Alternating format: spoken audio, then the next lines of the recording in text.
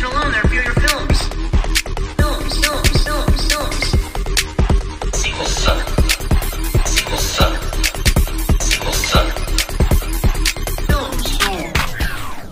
Welcome back, movie fans. This is a podcast, Sequels Suck, and we are recording the concluding chapter of a trilogy until two more movies came out. So we are talking Scream 3, and on the line I have with me, as always, the ever-reliable Angus Brown. Hey, mate. How's it going? Good to be here again. Good to see everyone again. And I thought, well, we had two of us just for Scream 2, and that was enough. But for Scream 3, we needed to have a third person and the female perspective. So we have Michelle on the line again.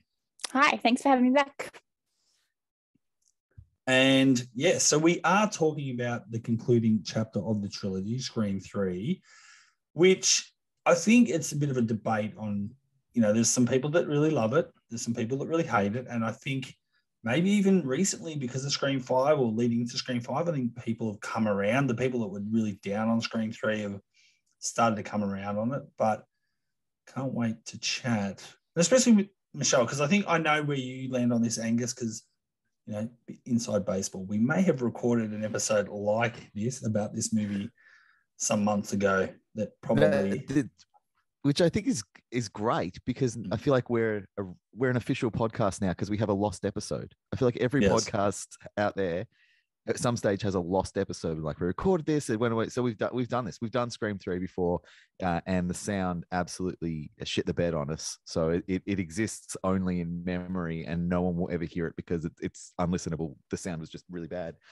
So yeah, now we're playing with the big boys from the big leagues. WTF, they've got lost episodes. The Dollop, they've got lost episodes, and now we've got one. So well, you know what, there were top 10 on Spotify, baby. And in fairness, to again pull back the curtain a little bit, the podcast was a lot of fun, but there were probably parts that are fine to, I guess, reuse at some point or release to people's earbuds. But the thing as a total package was a disaster, not because of the content on it. It was just the sound. But there's definitely some. We're always great. It was never. We'll throw out a shout out to our good friend Sean Crawford, because he was fantastic on it, and he's a big. Well, we will say that he's a big Parker Posey fan and loves her in this movie. And you know what the irony is? Sean's version of the Scream 3 podcast is Kevin Williamson's script of Scream 3. It exists, but we never see it. It got rewritten over, and just like in the film now, something new is coming along. But unlike in the film, this is probably going to be better than what happened with Erin Kruger's script. So I guess early thoughts on the film, in that, Angus, you saw it at the cinemas, I'm guessing.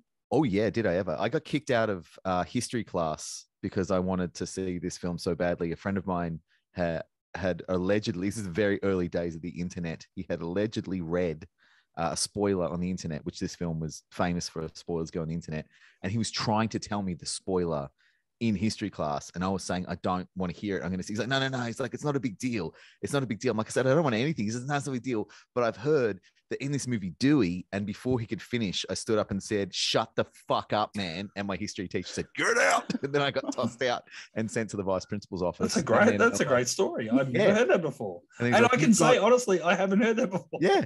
And he tried to give me a lunchtime detention. I was like, you can't, because my mum's picking me up at lunchtime to go and see Scream 3. So bye. And then I left. That was great. Mum took me out of school early to see it. That's how keen I was. Oh, wow. Yeah. Michelle? I think I must have seen it on VHS. I don't remember seeing it at the cinema. I don't think I saw any of them at the cinema until Scream 5. Wow. Yeah. That's amazing that you would miss out on the experience of seeing them in the cinema and still have such a deep love. That's great. And she could have gone to see it at the Astor, and she still didn't. So go figure. Just regrets. Life's regrets. If history tells us anything, it's that eventually every movie comes back to the cinema. So we'll all get our chance. Yes, true. Go, Angus. I was going to say, when I'll answer my own question. I know you probably saw it at the cinema. How many times did you see it at the cinema? Because you're always a repeat offender with Scream films, I feel like. Yeah, I would have seen it 3 times. Yeah. I definitely, I saw it. I definitely saw a preview screening of it, and that was the beauty of having a sister that was a manager at Hoyt. So had a preview screening, and then would have seen it a day or so after release, or maybe on release. I can't remember, to go back, because that was part of the Scream thing that you did, was you had to see it again to pick up the clues on the killer and all that sort of stuff. And then I would have seen it again. The third time was they did a marathon at Village Crown Casino.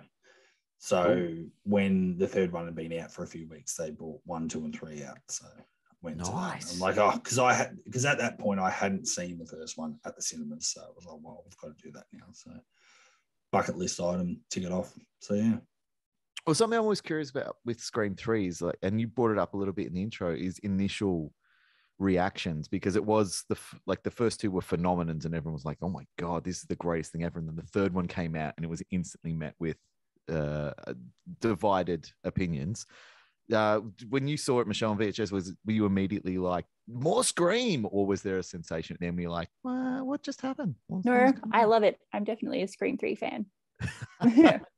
And it hasn't grown on you, like you've never had to sit back and be like, no, it's time for reevaluation. I mean, you're a diehard day one. Diehard lover. trilogy, original trilogy fan. Wow, that's awesome. Did you dig it cable straight out the gate? I mean, saw it 3 times. Yeah, well, I mean, yeah, well, that's a very hard question. In that, I would, if you surveyed 100 people for Family Feud and how many times I bagged this movie, it's probably a lot. But it's out of love, and I think because the first 2 set such a high bar, I think the third one was kind of on a bit of a hiding to nothing to a point. And then the fact that it did feel rushed and there was a lot of changes and Kevin Williamson wasn't really on board, and even Erin Kruger, this is something that actually is sort of brand new, I think, information that I'd even learned since we did this podcast in October, was that Erin Kruger, it wasn't like he was on the movie for months doing writing. He was pretty much a small section at a time, a couple of weeks or something, and that was it. And it's kind of like we bag him for that, and it's not a great, script, or some of the characters don't really line up with maybe the first and second movie. But like, well, if you put someone in their room for 2 weeks and tell them to smash out a script, well, it's going to have its issues. And I think he's probably, in hindsight, I'll probably take back some of the hate I've maybe directed at him over the years, because I think that's not really fair. Like, if you're being put into the seat to try and replicate Kevin Williamson's work from the first and second movie in 2 weeks, and it's maybe not your bread and butter, I think that's a pretty hard ask. And then obviously constant rewrites on the go with the movie is, it's never gonna, well, I'm sure there's freaks of nature out in Hollywood that somehow they work. But I mean, a big budget movie like this, with, constant rewrites and security issues and non-disclosure agreements, all that sort of stuff, I think it's a lot of pressure on everyone to get right. And well, I think this is something we talked about a little bit in our The Suicide Squad episode, about the issues that the original Suicide Squad movie had, the David Ayers one, and how it was it's a sucky situation because he was kind of just given this time frame and said, now make a movie in that window. That's it. So he was rushed on the script and he didn't really have time for the rewrites. And then he was handed notes and had to implement. And then I think he's in the similar category to Kruger, where it's like, no, you have to make this now. This is the job. And Erin Kruger at the time had only written 2 things. He'd written a TV movie called Killers in the House, and he'd written Arlington Road, which I have a soft spot for. I think it's great. Arlington Road is really good. But then he kind of was catapulted into what was one of the biggest franchises at the time, with one of the biggest studios, with these titan producers in there, in the Weinsteins, shaking, especially at this period in time. This is prime Weinstein's running Hollywood period. And make it. And he just had to write it. I do think that history's making a better case for this movie than the movie does. And you feel free to disagree with me, guys, but I always loved Scream 3 as well. I watched it and I was like, this is great. I knew even the first time I saw it, I was like, something is different, something is weird. Jay and Silent Bob are in a Scream movie. That's fucking strange. But I love Jay and Silent Bob so much that I remember in the theater, like turning to my mom and being like, that's fucking Jay and Silent Bob. She's like, I don't know who they are. I was like, what are they doing there? And it was such a strange scene. I almost thought I must have dreamt it. So you knew when it was happening, like, this is not the first two movies. But I walked out and was like, I want to see it again right away. Look, to clarify, and this is the one thing, and I mean, Michelle would probably can back me up on this, that, you know, there's a lot of Scream groups, especially now with, you know, Scream 5 being a thing and then Scream 6, that there's a lot of groups on Facebook or on just on the internet in general, chat rooms where people debate and put their ranking order. And I know Scream 3 is not high on a lot of people, and it's probably still almost the lowest film on my list, but it doesn't mean I hate it. Like, I think that's where people can, you know, get confused, because there is, and I won't speak for you, Angus, on, you know, Scream 5, and I know you went high on that, but, you know, there are going to be movies in any franchise that some people will just flat out hate. Like, I hate that movie, I'm not going to watch it. Like, for me, The Last Jedi, I'll never watch that ever again. And that's, I know, but no, I'm not. But the thing is, the difference with Scream for me, me and Jake and Michelle spoke about this on the last episode, is I still love 3. It just, there's certain aspects. If you have to say which is your favorite, it's not my favorite. It's not the top. So, and I still have fun with it. I still enjoy when I put it on. It's just, there's some aspects to it, which we will discuss later, you know, good, bad, and the ugly, that I think just take it down a par, where it does, like you said, it kind of does feel a little bit different from the first two. And I think this is the other critical thing, like you're saying, the Weinsteins really wanted to pump this movie out. I don't think Wes had the heart really to do it. I think David and Courtney probably weren't super high, but it was like, oh, we're going to get paid. And Nev definitely, I don't think really wanted to do it. But then again, the money was too good. But well, she was barely in it. That's what I think a lot of people forget. Is Nev was hardly in Scream 3. They only had her for like 2 weeks, didn't they? Yeah. No, she had such a tight window that she would allow them to shoot her in. The great funny thing about that, and again, this is another thing I found out recently as well, and this is the beauty of a million podcasts on Scream at the moment. Yes, you're right. Erin Kruger would have had a hard job when they go, oh, also, by the way, we've only got Nev Campbell for 2 weeks, so don't write her in it too much. So that's one thing. Don't put the lead in this movie. Can you do that, champ? That's where I think it is a different movie. But the irony with that statement, I've always felt like Scream 3 struggled because Nev's not in it enough. But actually, if you go to Scream, someone actually sat there and worked it out, and I'll give a shout out to Ryan C. Showers, who does a podcast on Scream as well. He went back, he's meticulously analyzed screen time, minutes, everything like that. And the perception that we all have that Nev isn't actually in it that much is actually incorrect. She's actually in it more than David and Courtney. So her screen time is actually more. It just, I think maybe the storyline, and it just feels like, because we see her right at the start for a fraction and see her at the in the pretty much the third act. It feels like not much, but she's actually on the screen more than Gail Weathers and Dewey Riley, which is crazy to me. Well, then that is, whoever did the production schedule for this film deserves the highest credit of all, because if you can get Nev Campbell on set for 20 days and still get her to be on screen more than anyone else, you are some sort of a scheduling wizard. That's amazing. They must have just had golf carts standing by and finished a shot and be like, all right, get her to the next set. It's already set up. There's like 15 assistant directors. Just roll next. That's great. Well, she's meant to be in hiding, so it kind of makes sense that she's not in it for the whole thing. Yeah, I mean, they had to write it that way too, but it kind of makes sense for the character to me. I've never had really too many issues. I think, I'll save that for my good. I won't. Don't jump the gun. Well, that's something I think is the most fascinating. I think I always love talking the most about with Scream 3 is the script issues, the change in writers, then the change in script because of leaks, and the no one really knowing what was going on, no one knowing who the killer was, but also what the could have been zone when they spiral off. So I want to start with the actual script that was. It's looking at it now, the idea of making a Scream movie about the making of a Stab movie still strikes me as just a fucking great idea.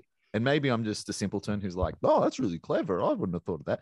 But does anyone else think that is just a fucking great setup for a Scream movie? No, I enjoy it. I think it's a good idea. And like, we haven't really seen anything like that before, right? Not that I can think of. And that's an interesting thing you say, because I have a note about that. Well, but I guess it's not something we've seen before. No. I guess it's not exactly the same, but New Nightmare is sort of similar territory, and this is like definitely an expansion on that. That was a whole lot sure. more like meta, though, wasn't it? Yeah, probably. Just saying But something. it's still Wes is, in his wheelhouse, I guess. But yeah, I actually love the idea that you were going into another movie, a Stab movie. So obviously, Scream 2, we see that a Stab movie has been made, but this one we get to sort of see it's in production. But I think that's unfortunately one of its weaknesses too. I think we see all these characters that have come into play to replace Tori Spelling, David Schwimmer, and that, but we don't really get to know them enough to care about them enough, and then they become fodder pretty much. And it's like, yes, that's its weakness, I think. But I was thinking about this the other day when I was making mental notes about this. If I think about Tatum. Well, I know things about Tatum. I know that she's Dewey's sister. I know she's Sid's best friend. I know she's dating Stu. But what do I actually know about Tatum? She wears a really weird outfit in the party scene that, like, every time I watch it, I'm like, how is that the skirt and top they put together for her on the day? What is going on? Like, I know that didn't she choose 90s. her wardrobe? Rose McGowan did. Yeah, she had something to do with it. That would explain it. Yeah. When I think about, and I know it's Elise O'Neill, but I always forget her goddamn character name. Sid's roommate.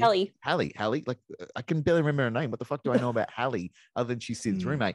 And if you're talking about just there for fodder to be killed, Scream 5 is one of the worst examples of, hey, let's bring in a bunch of people just to kill another scene. At least in Scream 3, you kind of get the cheat code, because it's like, hey, here's all these characters. You don't know much about them, but that guy's playing Dewey. That girl's playing Sid. That girl's playing Gail. So you know why they're there. You know enough about them to know, okay, they're actors in a movie and they're meant to be mimicking. And then you get like Parker Posey playing Gail is one of the best. Okay. Yeah, well, I was going to say movie. that's the one I think you could argue that most people would say, oh, that's the one death they wish didn't happen as well. Like, along with Randy, if you go, who could you resurrect or who could you have not die? People would say, Kirby, Parker Posey, Randy. Like, people connected with Parker Posey because she was so good playing Gail, but it's kind of funny because we don't know who she's just an actress, but she's playing Gail, who's a love character as well. But then she's kind of got a relationship with Dewey, sort of. And so there's still this sort of inbuilt, we don't know her, but it's kind of like you feel comfortable with her because she's kind of attached to one of the legacy characters, is what we call them now. Whereas we don't. We never call them that ever again. But you're right. Like, but you know what I'm saying? Like, I know what you're saying. We don't really know Hallie either, but she's Sid's sort of new best friend and roommate, and there's a kind of, because there's that connective tissue with her and Sydney. Yeah, she cares kind about of go, Sydney. oh well, she's likable, she's her friend, or she could be a killer. So we'll keep an eye on her. Whereas I feel like because these people are actors, there's no real connective tissue to, like you're saying, like, okay, you don't want to say legacy characters, but apart from Dewey having that relationship with Parker Posey, you don't have any connection between those new characters. And you could say the argument could be made that all these actors, they're vain and Hollywood and it's all fake and all that as an audience, you're not really supposed to really like these people too much either. Like, it's kind of this weird, how are you supposed to like them? We're not, like even that Tom character, like he has a really cool quip when he has a go at Gail, but he seems like a jerk off. Like, why do I like him? And then you feel sorry for the who plays Ricky? Tyson. He's the token black character, but then again, he's kind of funny, but we don't get to really know him too much. And then Sarah Darling's like killed really bloody quick. And again, it's just like, she's got a flash car and she's got the she was in Playboy, but the Playboy looks, and it's Jenny McCarthy. It's like, how do I don't feel anything. I don't care. I know she's going to be killed. I don't know. Just I think you're right. The characters are definitely thinly written because the script is thinly written as a whole, especially compared to the first two. I do think Jenny McCarthy's death is the one I forgive, because at least it's telling, like, it's like this is the scene that they're talking about as you watch the scene that's happening, as this is the scene she dies in. And in terms of trying to go meta, and that's, I think, the problem with Aaron Kruger taking over, is Kevin Williamson was good at creating this idea of meta without yelling, "This is meta," every 10 seconds. Whereas Aaron Kruger is like, "Oh, meta, that's when you tell everyone that the thing you're doing is the thing you're doing, and you have to tell them every 10 seconds. And so that's what happens in this script, is they're constantly like, "This is just like the thing that we're doing." Like, we know we're watching it because you're not real. Your characters, and we know that because we bought a ticket to this movie. I'm going to tell you a plot to a story. You tell me what the story is. All right. There is a series of grisly murders. The killer is dealt with. Years pass by. Someone makes a movie about that murder or murders that took place. Then the characters and producers and people involved in the movie start to mysteriously die as new and potentially threatening people show up. What story am I telling you? Well, that sounds like Scream 3 to me. It sounds exactly like Scream 3. It's actually the novel Psycho 2 by Robert Bloch, which was published decades earlier. And this is not to be confused with the film Psycho 2. Yes. The two have nothing to do with each other. Robert Bloch, the guy who wrote the original Psycho novel, wrote his own sequel after the first film came out, and he wanted this to be the sequel, and the studio kept rejecting his scripts. So he kept putting in new scripts, and they kept rejecting him. So eventually he took this script and turned it into a novel and said, "No, this is the official sequel to Psycho, not the film. This is the one." And it's the plot of Scream 3. It's the exact plot of Scream 3. And it blew my mind when I started reading this book. So I was like, I have read this, and it's not called Psycho 2. That's crazy. So as bizarre as it is that this script for Scream went through so many changes and is such I guess a departure in a lot of ways from the Scream movies, because it does focus a lot more on the comedy and the big spectacle of it rather than the mystery and the stabby. It's a story that got told before. And I don't know if Aaron Kruger didn't know, or if he was just like, I've got 3 weeks to write this script. And he looked at his bookshelf and went, fuck, no one read Psycho 2. I'm just going to do that. That'll be the one. Well, look, it makes sense. I mean, it is, when you messaged me, I haven't read Psycho 2, I'll be honest. You probably shouldn't. It's not the best book. But it's funny you bring it up, because I can't remember. I don't even know I wonder if Stu and Bros brought up on Chatflix when they talked about Psycho 2, the movie. But I definitely know that I'd read that Robert Bloch was asked to do a sequel, or at least was putting pen to paper to make a sequel, and it was rejected. And then he made a book, and it was the Hollywood look at the movie slash some people die. But yeah, it's really really interesting that, it does feel like that might have got used, but that happens in Hollywood a lot.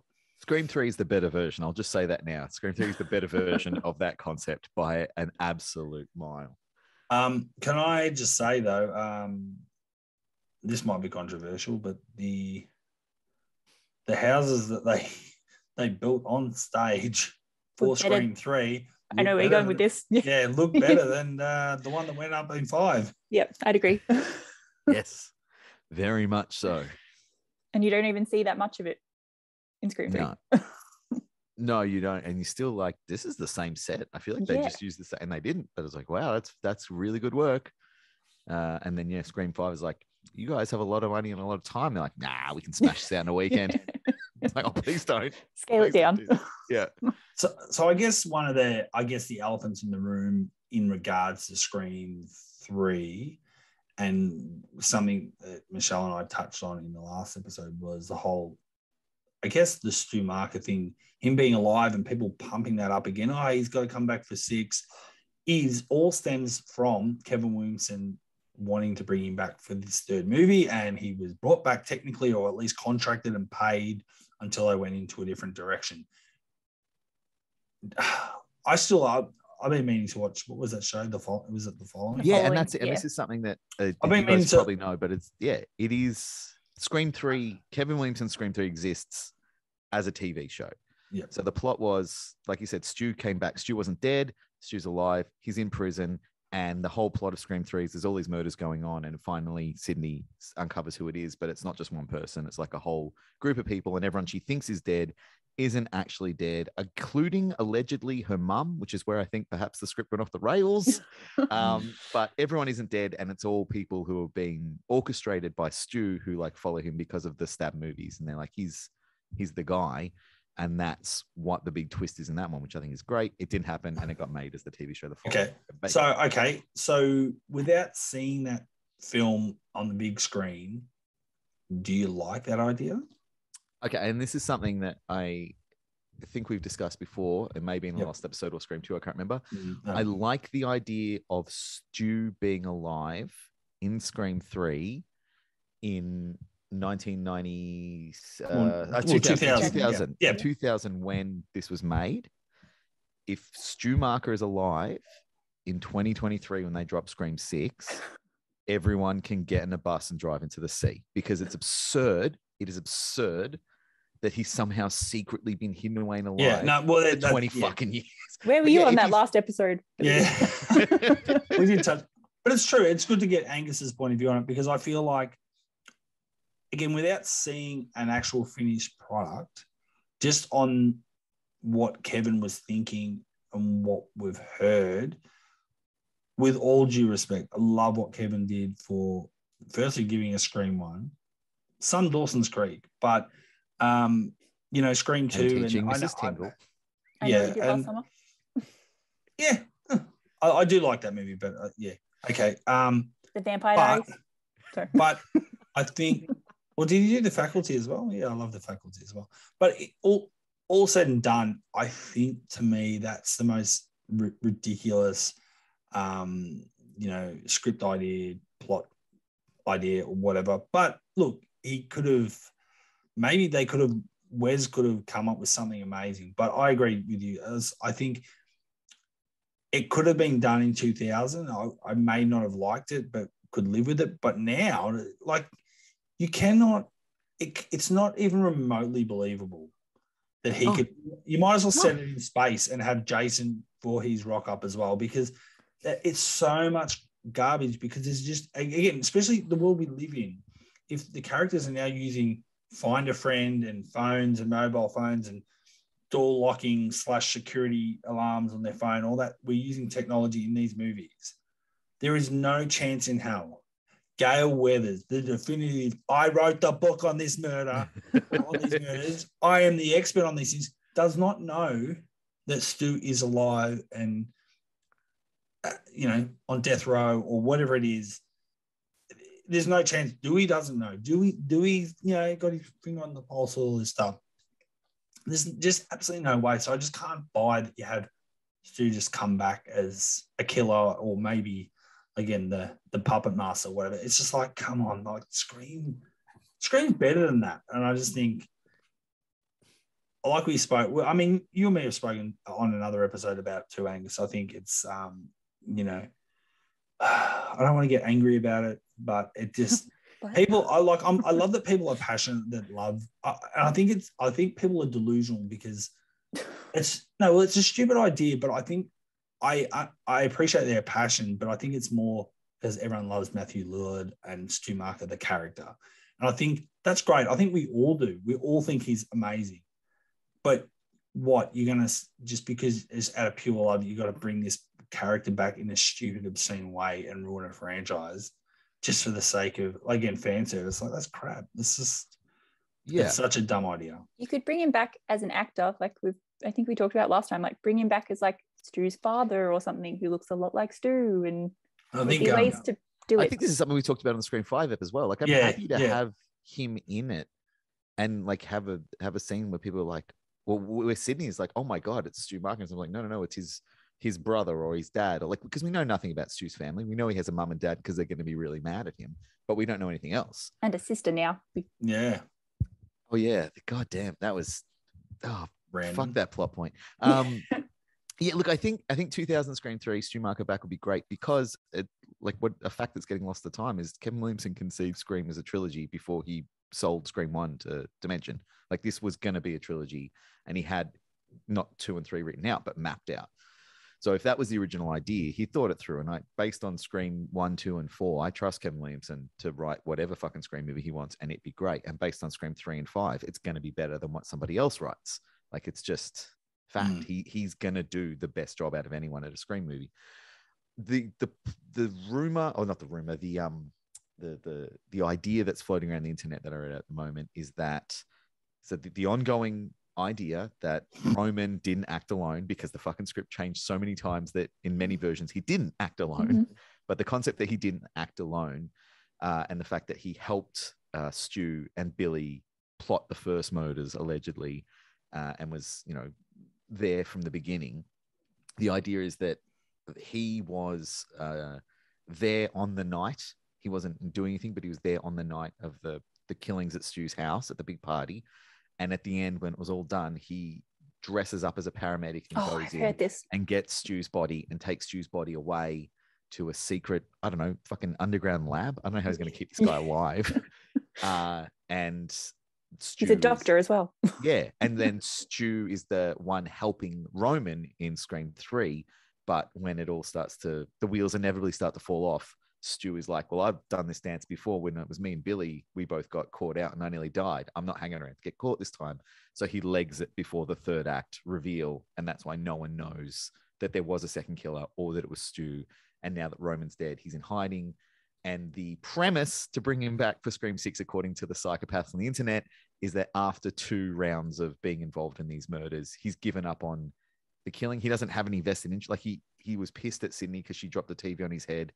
But also he was never angry that her mum rooted his dad. So he just goes to live like a normal, quiet life somewhere and get away from all this. And then something happened in Scream 6 to maybe his nephew getting murdered reignites the blood. And I don't know. That's the theory that I've heard. Have you read that as well, Michelle? Yeah, a little bit. But it's so soap opera. It's like The Bold and the Beautiful or something. Yes. Yeah, and I think you nailed it, Cable. You're like, Scream is better than this. Like, it's. I mean, but that's what I mean. Like, look, there's definitely some times, again, through all the podcasts we talk about Scream, there's definitely some, and in some of the ones I've been on Chatflix, there are some questionable, plot points. You go, oh, that's not super believable, whether it's Gal getting shot in the guts and just sitting in a van and just getting a little bit of a Band-Aid over it or whatever.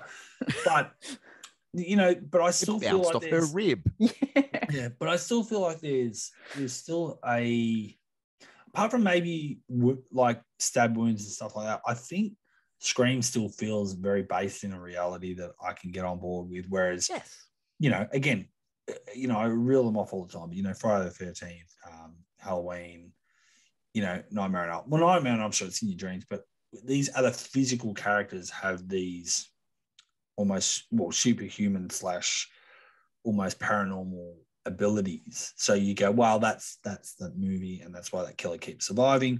But with Scream, it does feel like, and I just think they're better than that. That's why I don't like the Stu idea. I like bringing him back in some capacity. Before we go back to what I was actually the other point of the elephant in the room I was going to speak about, but the thing that I just wonder with the Stu thing, and I know Michelle and Jake and I spoke about this, but they actually created crime scene photos of Stu and Billy, which they never used, but they released as part of, teaser for the release of the DVDs and the Blu-ray and the hard what do you call it? Physical media. So they had the stills, but they never used them in the film. But so that makes me wonder, did they make them and then thought, oh, if we make Stu like almost like having them, the drawn, the map around the, what do you call it? Well, the chalk outline. The chalk outline is what I'm trying to think of. The chalk outline is that us saying that's us making the canon that he's definitely dead? And do we really want to do that? Like, do we want to give ourselves an opportunity?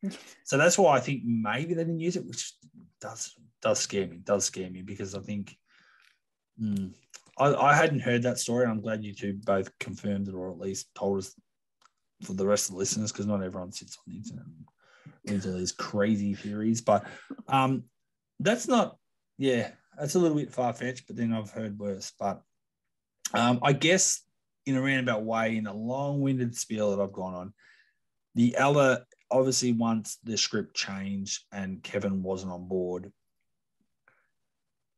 I guess one of the other controversial issues that I've read about in the last few years as well, a lot of people still weren't happy that Roman Bridger was supposedly, I guess, in charge and motivated Billy and Stu and gave him a few pointers. So effectively retconning or even maybe diminishing their work a little bit by this third one. I mean, Michelle, what are your thoughts? I mean, do you like Roman Bridger as a killer? Do you like his motive, or are you not really a big fan of how that all sort of turned out?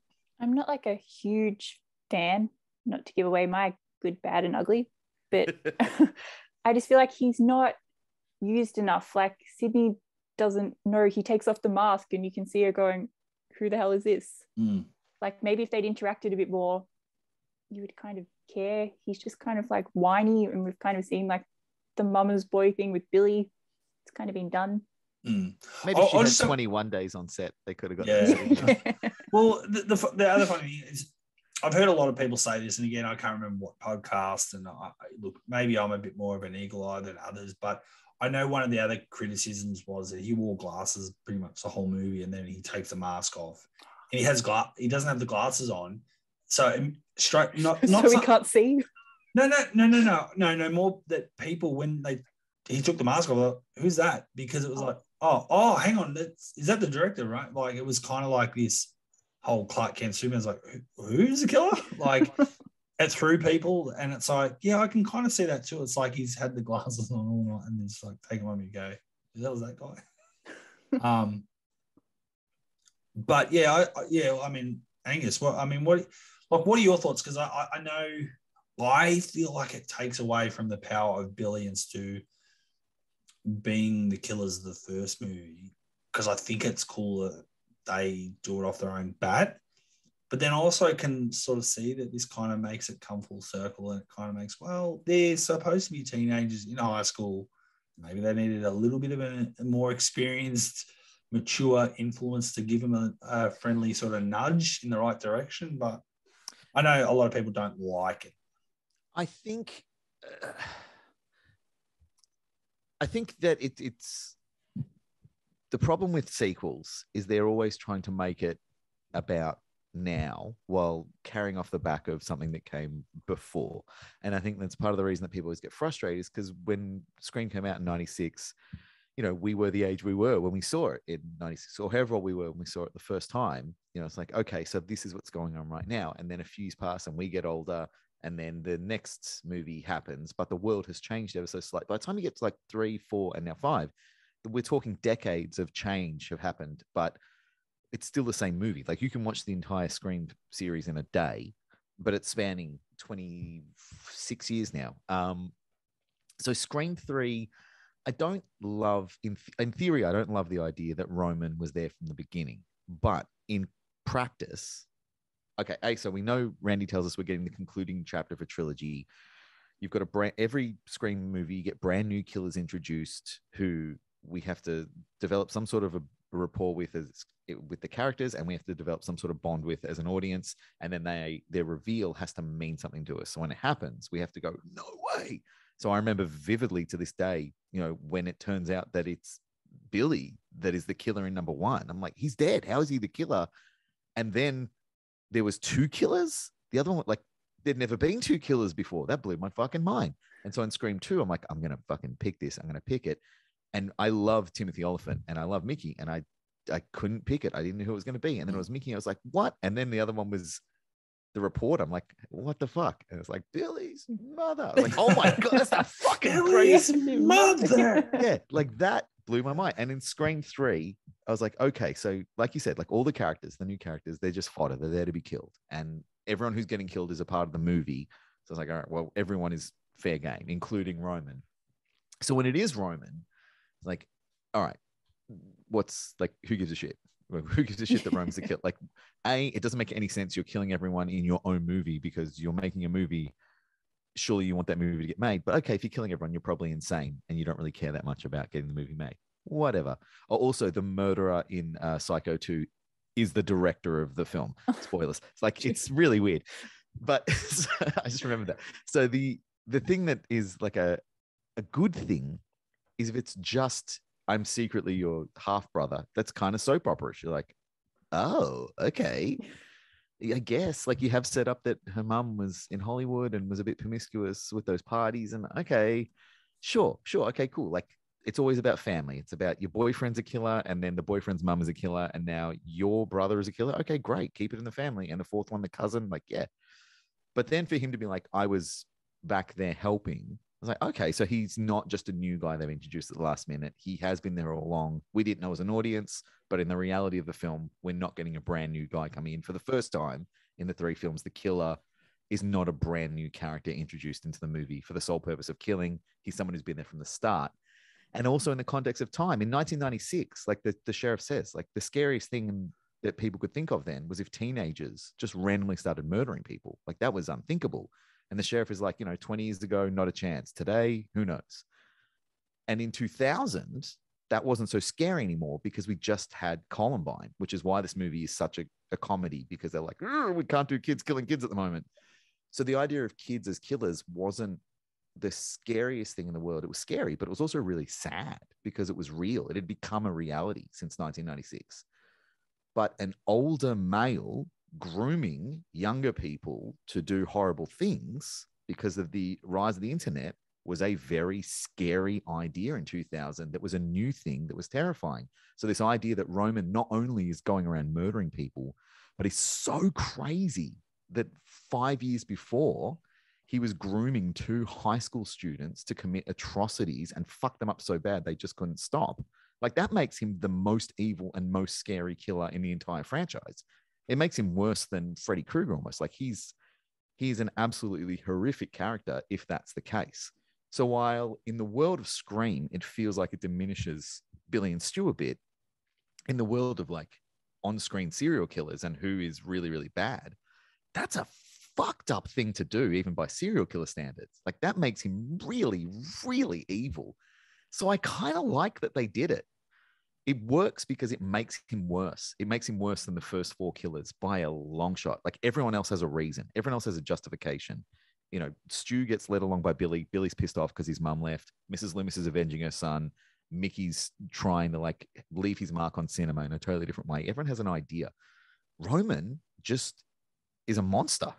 He's just a straight up monster. Well, he's a monster that created the bigger monster. So, he created Billy and Stu effectively. Yeah. By having this one little mission that became, obviously they got a bloodlust and it became Sydney the victim, the survivor, and the star. And that's where he didn't like how things went. And then it was like, well, I'm going to take this into my own hands. But you sort of think, if you put it in the perspective of not just pure kills, but how you've influenced, almost like in basketball, an assist, like Roman, the kill level for him is huge because, he's effectively, how many deaths are on his hands? There's a lot. You think about all of them. Well, because even if there's no Scream 1, 2, then there's no Stab. And if there's no Stab, then there's no Scream 2. And on and on forever. Like he is the reason that all of these children, like, apart from Scream 3, we're talking about largely children get killed in these movies. It's all because of him. And it's because it wasn't enough for him to just go and murder them. He had to corrupt and break young people's minds and get them to do the murdering as well. That was his thrill. But then we get to Scream 5 and they don't even talk about him. Yeah. Like it's all about Billy. Well, for Christ's sake, they barely mentioned Stu in Scream 5. Yeah. He's suddenly demoted. You want to talk about diminishing Billy and Stu's legacy? Yeah. Fucking Scream 5, like, oh, he was Billy Loomis's accomplice. eat my ass. His accomplice. They were a fucking team. What are Yeah. you talking about? He wasn't his sidekick. But it's funny that you say that too, because I that was one thing about Scream 5 I slightly had issues with. There were so many Easter eggs, and it was great they acknowledged the other movies, but it did feel like they pumped up the Billy stuff because, of course, Sam is the daughter of Billy. I understand it. We see Billy's hallucination, or the form of hallucination in the form of Billy, I should say. I get it, but I agree. I think the diminishing of Stu, like not even naming him, I believe it might have got mentioned even in maybe a deleted scene. I can't remember, but I think that, but also like Roman, even then there's a conversation with Sydney and Gail in the car on the way to Stu's house. Like they mentioned it, but it was kind of like, if I didn't write that book, this would never. I'm like, why is it all of a sudden it's gone back to Billy being the mastermind? It kind of, I don't know, like I kind of don't hate it, but then it's kind of like, well, you're totally disregarding almost like the third movie. Like it's a little bit out of whack. And it's the second movie. Like, yeah, for all the talk about how, doesn't it freak you out that my father is a serial killer? It's like, and your fucking grandma, champ. Yeah, exactly. Yeah. Come from a family of serial killers. Let's not disregard that a whole university campus is still in mourning because your grandma flipped the fuck out and went Mrs. Voorhees on everyone. Yeah. Like, how, if you're making the whole thing about Billy, how do you ignore that? That's insane. So I like it, and I have more issues with the killers in Scream 5 than I do with the killer in Scream 3. Even in Scream 5, they talk about how, there's always two. It's got to be two. It's like, not always. Yeah. One time it was just one, remember? Yeah. The real one. Yeah. I guess, well, now that you brought that up, we'll go down that sort of little rabbit hole. The third movie, I think for a long time, was, as it was getting written on the fly, had Angelina Jolie. Not Angelina Jolie. Angelina. That would be a twist. Be great if she was the killer and she wasn't playing the killer, but You if in just Scream 3, the actress Angelina Jolie, she's in like Studio 6. Sorry, You just picked up a director chair thing and you don't remember her name. Angelina Tyler. Sorry, yeah, because they flipped it because they had Angelina and they had Jennifer Jolie. So sorry. Oh, get it together. But I mean, the Emily Mortimer character of Angelina Tyler was supposedly the second killer. It's kind of this weird tie-in that she's Sydney. She plays Sydney, but she's going to be the killer, but she's in a relation with Roman Bridger. And then that's kind of weird because it's incestuous, even though it's obviously she's not biologically the sister, but it's kind of all this weird stuff going on. And at some point they've gone, we can't do that. Maybe we'll just do the one killer, blah, blah, blah. And that's why I'm pretty sure, and I'm sure I probably brought this up in the last episode, but I'm pretty sure one of the conspiracy theories was that she still was a killer that they never really announced, because on some of the DVD booklets and that came out originally, she was not actually listed in the kill list where, you have everyone, all the victims in that, and she was never listed. And it's kind of like everyone was like, oh, well, she died. And it's a bit like the Kirby thing where it's like, well, you kind of saw her, she looked dead, but she got dragged away and we never saw her body. We never saw it sort of, I guess, a finality to it. So I believe, I guess from an editing perspective, and we talked to Patrick about this in our episode, that, there was probably room to maybe have her as a possible second killer, but then they've just not gone with that, or they've at least changed it at some point before they finish the movie. What are your thoughts? Because I still feel like, for me, while I kind of like the originality of Roman being the one killer, because we've seen, we just now assume it has to be two killers. I feel like there was still too much work for him to do to be a lone hand in all of this. Yeah, I agree. I still reckon she's got something to do with it. And you don't really see her being stabbed all that much. Like, I literally just watched it before this, and you don't even really see blood, and she's just dragged. Like, she could still be alive. I don't know, and this is, on a podcast I did not too long ago with Chatflix, was the debate was, Sydney, walks into the bathroom, and then she's in the bathroom, sort of replicating the bathroom scene where she's hiding and she's stealing a mask on, and then she runs away and she's, oh, hang on. And then that leads Sydney out into the set. Now, how did the killer know that she was going to be there, or just happened to be in the right place at the right time to lure her there? And I was like, well, clearly she was the other killer. That's to me, that's the logical thing, that she's the other killer, trying to get her, or at least lure, the bait to lure her into that area to kill her. But I don't know. It's the big thing with Scream 3 is that the story got leaked online, so script changes were made on the fly. But also, after how hungry everyone was to find out the twist in advance on Scream 2, and then the leaks, the studio was like, we have to do double blind essentially, so no one's going to know what's going on. So Emily Mortimer, for a large part of it, was the killer, and a lot of the cast were told, you are the killer. And that's because when they were filming scenes, they wanted them to play it like someone who had something to hide. The one who copped it the worst, and who I think who it gets shown the most in the movie, is Patrick Dempsey as Kincaid. With all the scenes he has with Sydney, and she's like, what's your favorite scary movie? And he leans in like a serial killer and says, my life. Like he plays all his early scenes like a serial killer flirting with his next victim. He doesn't play it like a sexy cop flirting with and now they're married. Allegedly. Yes, which I that's my favorite thing about Scream 5, because we talked about this so many times on this show. I'm so angry.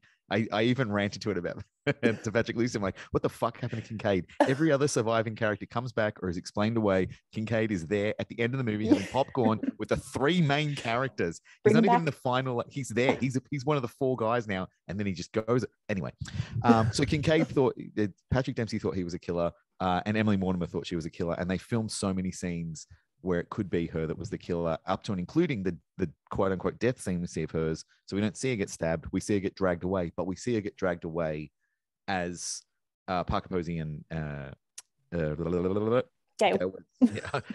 My brain switching back and forth between character and actors. And I was like, yeah, just Courtney Cox. I'm like, no, it's Gail. Anyway, from their perspective, and presumably for their benefit, so that they can be like, she's dead, so that you realize she's not dead. And the same thing happens with Scott Foley, being dead in the casket. It's like, he's dead, but he's not dead. So everyone kind of thought that they were the killer. Scott Foley, it was really interesting reading interviews that he did around the time of the movie being released, and then interviews more recently, because this was his first feature film. He was only a TV actor, and in TV, you get your scripts, daily, weekly, whatever. You don't get everything in advance. Like, here's your pages for a Thursday, and you get them on Monday. You read a million lines, you do it. And that's what was happening on screen. He kept getting pages, but not a full script, and things kept changing. And because he was so used to it in TV, he's like, I guess this is just how they do movies as well. And then everyone else in the cast is like, what the fuck is going on? Where's the script? And he's like, what do you mean? This is just what happens. So at the time, he was like, yeah, it was great. It was really, you kind of kept on your toes. And then later in life, after he's done more movies, he's like, oh, that was weird as hell. I had no idea. So yeah, everyone was being told they were the killer. And I think even Tyson was being told he was the killer for a lot of it, and thought that he was. And there was some, I can't remember, and I can't find it in front of me right now. It might have been Parker Posey, but there was an actor who filmed a scene in the Scream outfit murdering someone, and then was never told, oh, that was a dummy scene, you're not the murderer. So they went and watched the film, and then when the final act played out, they're like, the fuck is going on? Why am I dead? I'm the killer. Oh wow! So that's brand new information to me, because I've never heard that before. Parker Posey. It was someone big. It must have been Parker Posey, because there's no one else. None of the other. Because the other. It's funny how you said that. You said that because I think Kincaid, they wanted to have that duality, that he could be the killer, he's the red herring, whatever. So yeah, I believe that he was at least told, look, play it both ways. You innocent / you could be a little bit creepy. Well, even the other cop plays it a bit like that. I was going to say the other cop. So I guess the other sort of potential killer, at least early days, was the other cop, Wallace. That's right. Wallace. Raphael from Ninja Turtles. Oh, yeah, that's right. Yeah. Let's just call him that. Yeah, he was definitely, earmarked as a potential suspect as well. That I think from memory, he was told the same thing that what I think I heard that too. Angus, he was sort of told early days, oh, you're probably a killer, and you know, They sort all of play act it that kind of way. creepy. And I do wonder if part of that is because Aaron Kruger was like, "Oh shit, I've got to write a script," and they're like, "Who's the killer?" He's like, "That guy." And then the next day they're like, "So that guy's the killer?" Like, "No, it's that guy." And they're like, "Wait, so who's the killer?" He's like, "You." And then he's just, "Oh, I'm going to write that in quick," just hoping that eventually he gets to the end and he's like, "Oh wait, no, it's gonna be Scott Foley." So I guess, you know, back in 2000, I had a little bit of an issue with it. I've come around a long way, but something Michelle touched on just before we came on this episode, as she was watching Scream 3, Maureen Prescott as a ghost. She's still not a freaks- ghost. It's a Well, who's that? nightmare. A nightmare? Yeah, okay. Well, you know what I mean. Because Like, people keep, no, she's but in people ghost keep, form. people keep debating that though. Like everyone's Yes. just about Billy coming back as this hallucination, and everyone's like, oh, or talking about him as a ghost and bringing that scene up in Scream 3 all the time. But she is clearly asleep, Yeah, and Yes, she it's a wakes nightmare. up. Okay, the window sorry. is not broken. Nightmare, whatever. She's a nightmare, and it's a But she's- homage to the she- nightmare that Nancy has in Nightmare on Elm Street 1. with And the it's Oh, witch. 100%. Creepy 100%. as fuck. I've watched that movie so many times, and it still like gives me chills.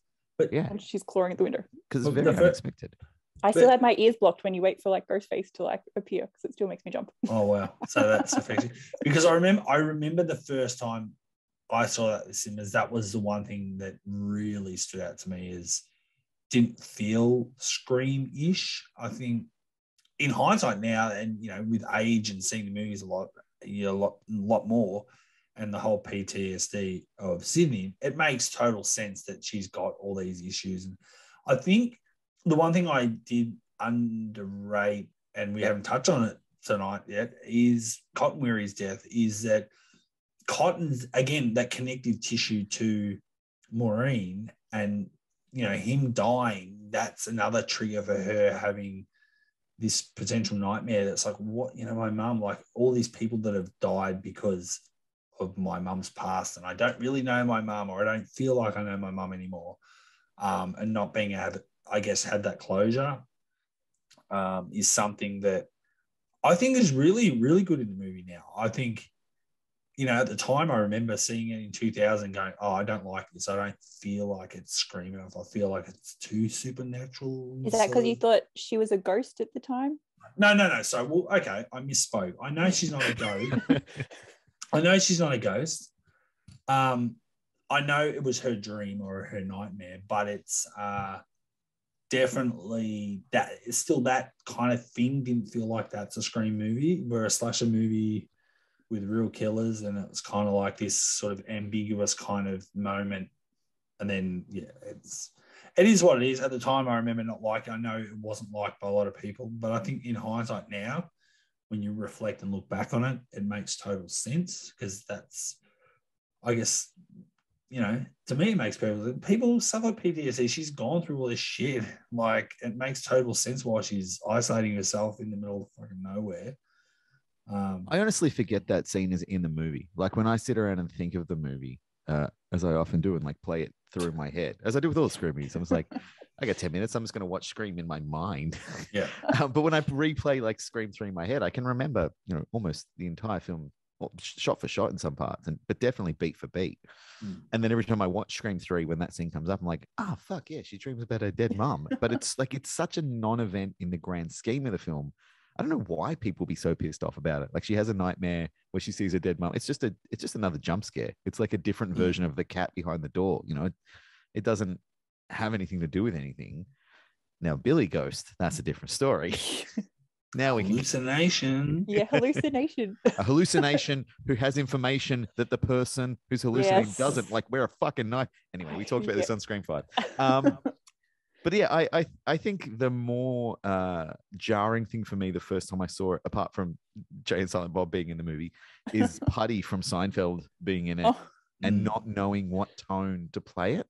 Like, I think he does a great job. I like him as an actor, and I think the character he's like the comic relief essentially. I feel like he plays all his characters the same way. He really is. Yeah. He's very one One note. note, His yeah. eyes are squinty. Dogs like this. I need your Yeah. sister to say everything. But he. But can I that's just the say be- that? By the way, that's when the best Patrick Warburton impersonation anyone's ever going to hear. Dogs like this. My name is Patrick Warburton. I talk like this. I just had a thought. Did he in another universe, in a Scream multiverse, Oh God. did he survive his death? But he's now in a wheelchair and he's Joe in Quahog in Family Guy. Because Yes, that is. that's Sure. Look, hey, Let's go with it. if the Viewersk universe exists in the same universe as Exactly. the Screamverse, the Family Guy universe can hey, fold well, in as well. Scott Foley exists as an actor in the show Dawson's Creek that was in Scream. In Scream 5. Yeah. Kind of, Yep. you know.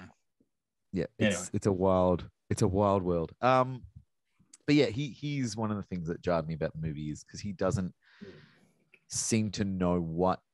Obviously, everyone was told like this needs to be lighter, less blood, more fun. You know, this isn't a full-on scary slasher. This is more of a comedic slasher because we're all sad about the Columbine tragedy. And I think he, of all the actors, is the one who was the most like, okay, I guess I'll just do what I did on Seinfeld then, and just be like this big monotone kind of goofball, and everyone else around, like especially Dewey, who has to play off him the most. Like Parker Posey is running at 1,000, but she's also running in Parker Posey world and doing whatever she wants, and that's always great. And people are like, "Oh, that's Parker Posey being Parker Posey. That's great. I'm just going to watch that." But Dewey has to try and have like some actual serious scenes with him instead of jumping in his lap and lighting a cigarette. And you can see when it's happening, like the guy who's been in the last two movies and who understands the world of these films so well, and is quite good at like tuning his performance to be kind of comedic in the first two, but never slapsticky in any sense of the term at all. Going up against someone else who's like, oh yeah, I'm the comedic guy as well, but he's almost verging on slapstick a bit with his presentation of Stone. It's like, that never quite clicked for me. And especially in the scene where he like reveals himself to be an absolute prick right before he gets killed, where he's like snooping through Dewey's trailer and he's like, oh, your sister got killed, and he's a dick about that. You're like, oh fuck, man, why have you got to bring up Tatum and be a prick? Well, talking about that scene and going back to the two killer thing, like he's on the phone and then Ghostface sort of pops out from behind him. How is he not hearing Ghostface talking on the phone? Exactly. There's no way. Yeah. It's crazy. And also, yeah, if the timeline is the sketchiest. If there is just one killer in Scream 3, the timeline of how Roman can get from point A to point B, and never reveal the injuries he sustains when he's getting fought off and shot and things. Like you can kind of explain away a lot of the little things when there's two killers, because like, oh well, that person got punched in the face and then shot in the bulletproof vest, which is why in the next scene, you know, they're not there, but the other killer is, and then you see him a bit later, and they can potentially be someone who's had a bit of time to recover. But Roman like straight up takes like 6 bullets in the chest, crawls away under a car, disappears, and then the next time you see him, he's essentially doing calisthenics. It's like, hang on, okay, mate, you got blown up and thrown down a hill and then shot, and you're running around like you're fine. Wait a minute, how are you not out of breath in every scene? Like you've just come running from a murder. I also appreciate that reference as someone who used to do calisthenics. Yeah, I agree. I feel like the Stone thing, it was kind of like, not, I guess stunt casting to a bit. Like I like Patrick Warburton, and I think a lot of stuff, maybe I'm so used to him doing Family Guy now that I like the way he voices stuff. But you're right, he's very one-dimensional. So having him here does feel like it doesn't really work, because he's this bodyguard who's very obviously his ego. He's the best bodyguard. I've looked after all these people. And he looks down at Dewey and he's like, who's this bumbling fuckwit around? And I don't know, but you're right. It's kind of like he's kind of trying to do a little bit of the smart ass. I'm the big guy here. I'm the big boy. And I'm kind of a bit of a bully / I'm funnier than you kind of thing. I don't know. And the role was allegedly written for Stone Cold Steve Austin, which is why he's called Stone. Gotcha. And he was meant to be the guy who did it, and then for whatever reason, it didn't pan out. And if you picture Stone Cold Steve Austin in that, I think it works perfectly. Oh, 100%. He's big enough to be menacing, but also he's a smart ass, but in a way that's like, well, I'm not going to talk back to you because you look like you will hit me with your truck. You are very scary. Whereas Patrick Warburton is like, are you big and muscly or are you just tall? Because I feel like if you took your shirt off, I'd be like, oh no, I can fight you. Absolutely. It's just he has a big jacket. I'm like, I don't know how much of that is muscle mass, so I'm not going to throw a punch. No, I guess you've sort of touched on it a little bit, and we're at Parker Posey's house. But the big thing about that, and I guess one of the other controversies, and I don't want to spoil anyone's good, bad, or ugly potentially, but the gas explosion of the house is again another one of those things recently. I hadn't thought about it a hell of a lot. It's a bit different, so it's never bothered me too much. But I know a lot of people go, that's a very Unscream like kill, in that it's an explosion, and I guess there's a lot of happy coincidences that make that work as well. That kind of like there's a lot of, because you effectively, if all the characters do what the killer was hoping, they're all in the house and they all blow up, but that's not how it happens. So, you know, you have one person die and a hell of a lot of them survive, a lot of rolling down a hill. I mean, what are your thoughts? Because I know there's a lot of people out there just like, oh my God, this doesn't feel like a Scream movie now. It's kind of a bit ridiculous and over the top. Okay. Well, I will say, I think it's God, this fucking scene, it hurts my head. Because when you try to break down, like rolling down the hill, and I swear they say like, I'm rolling down a hill. Like, yeah, they do. What blows my mind about this scene is that everything in the Scream movie seems to be reasonably carefully plotted from the killers. Like there's a setup that they do to each kill to get the person in position and then take them out and then move on. And there seems to be a desire to do it in a way that they can get to the final. They can get to Sydney because they have something to say to Sydney, but they want her to suffer first. The killer kills someone with a fax machine, which I it's so good. It's so, these days to be like, what? So it's so dated.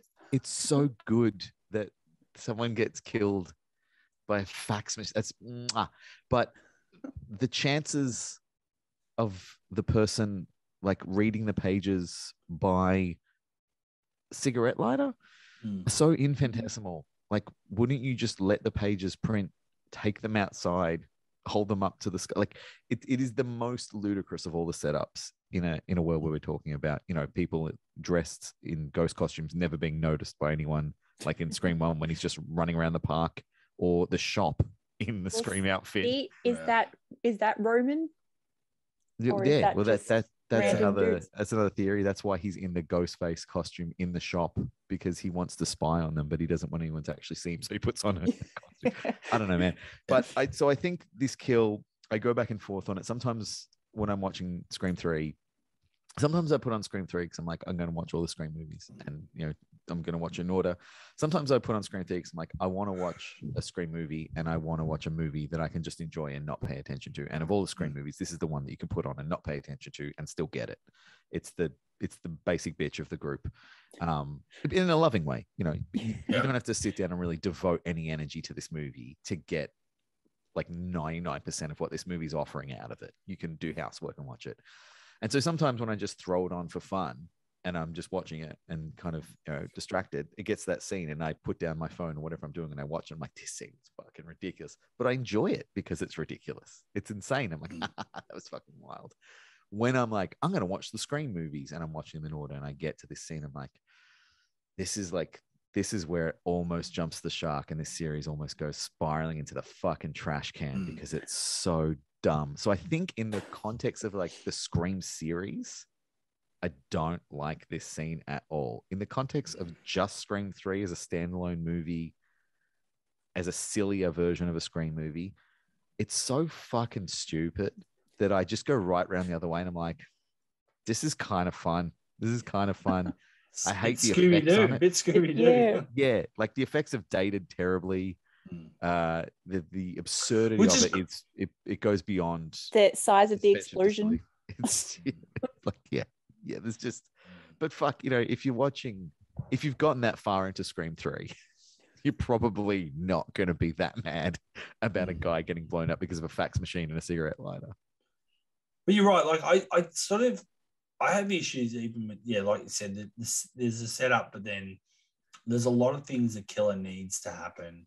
Like you said, the window of opportunity. So it's like, how do you know, like, he's got the lighter, he smokes cigarettes, he's got the Zippo ready to go, or like you said, he doesn't walk out into the moonlight and get a better look at the shot. Like everyone's like, come, get out of the house. And he runs back in. He's like, grab the sheet and run back out. Like there's so many things like that. But even the thing is like, how did not even one of them actually smell gas? Like that's the other thing that blows my mind. Yeah, but And it's also like, because it says the one that smells the gas. I'm like, well, that All kind of them? makes sense because they're all outside. yeah. But there is a version of that scene where he does grab he grabs the pages and they're like, hurry. He's like, sorry, it's the last one. He grabs it and then he runs outside and then he uses the lighter to read it and they all read it together and they get to the last page and it's like, whoever smells the gas. And they're like, gas? And they smell like, do you smell gas? I don't smell gas. And like, oh, maybe the gas is in the house. Like, I don't know, but we should get out of here. And then no one fucking dies in that scene because they didn't light the cigarette lighter in the house. Yeah. Like that, there's a conceivable moment that happens where everyone just walks away and like, whoever sent that script was fucking high. I don't understand what happened at all. And then it just cuts and it's Jane Silent Bob faxing pages. Like, just fucking weird. And the gas is actually because Jay keeps fighting and Silent Bob's like, do, whoever smells the gas. That's the version I want to see. Yeah, You should go to Hollywood. It actually sort of With a monkey. I still remember when I first saw it, I did feel like, yeah, this is just like epic. It just shows that Scream 3 is on another level. And it does feel very Hollywood. Like, it's like, wow, we're making a Hollywood movie within a movie. It's like, wow, we haven't had a big explosion in a movie. It's just all slashes. It's like, yeah, let's do an explosion. It's kind of shows. And to me, it goes back a little bit to what Randy says in Scream 2, you know, the death scenes are much more elaborate, carnage candy, more blood and gore. And I feel like you talked about Columbine before and the way the movie was, I guess, dumbed down. You know, there was less blood seen in the movie. You know, people got killed, but it definitely wasn't as gory as the second movie. And you know, we talk about Columbine in regards to that, where they had to sort of, I guess, bring it down a notch. And then maybe maybe that's how the explosion came to be. It was kind of like, well, we have to have something big and bold, and so that's why I sort of forgive it. But again, it relies way too much on chance. And then even them all rolling down the hill, and then the killer being down there, it's like, well, how could he have even possibly thought there that could was happen? The fax machine he was sending the faxes from. If he's at the bottom of the hill in the street, It's in the car. There's no freaking internet. There's no.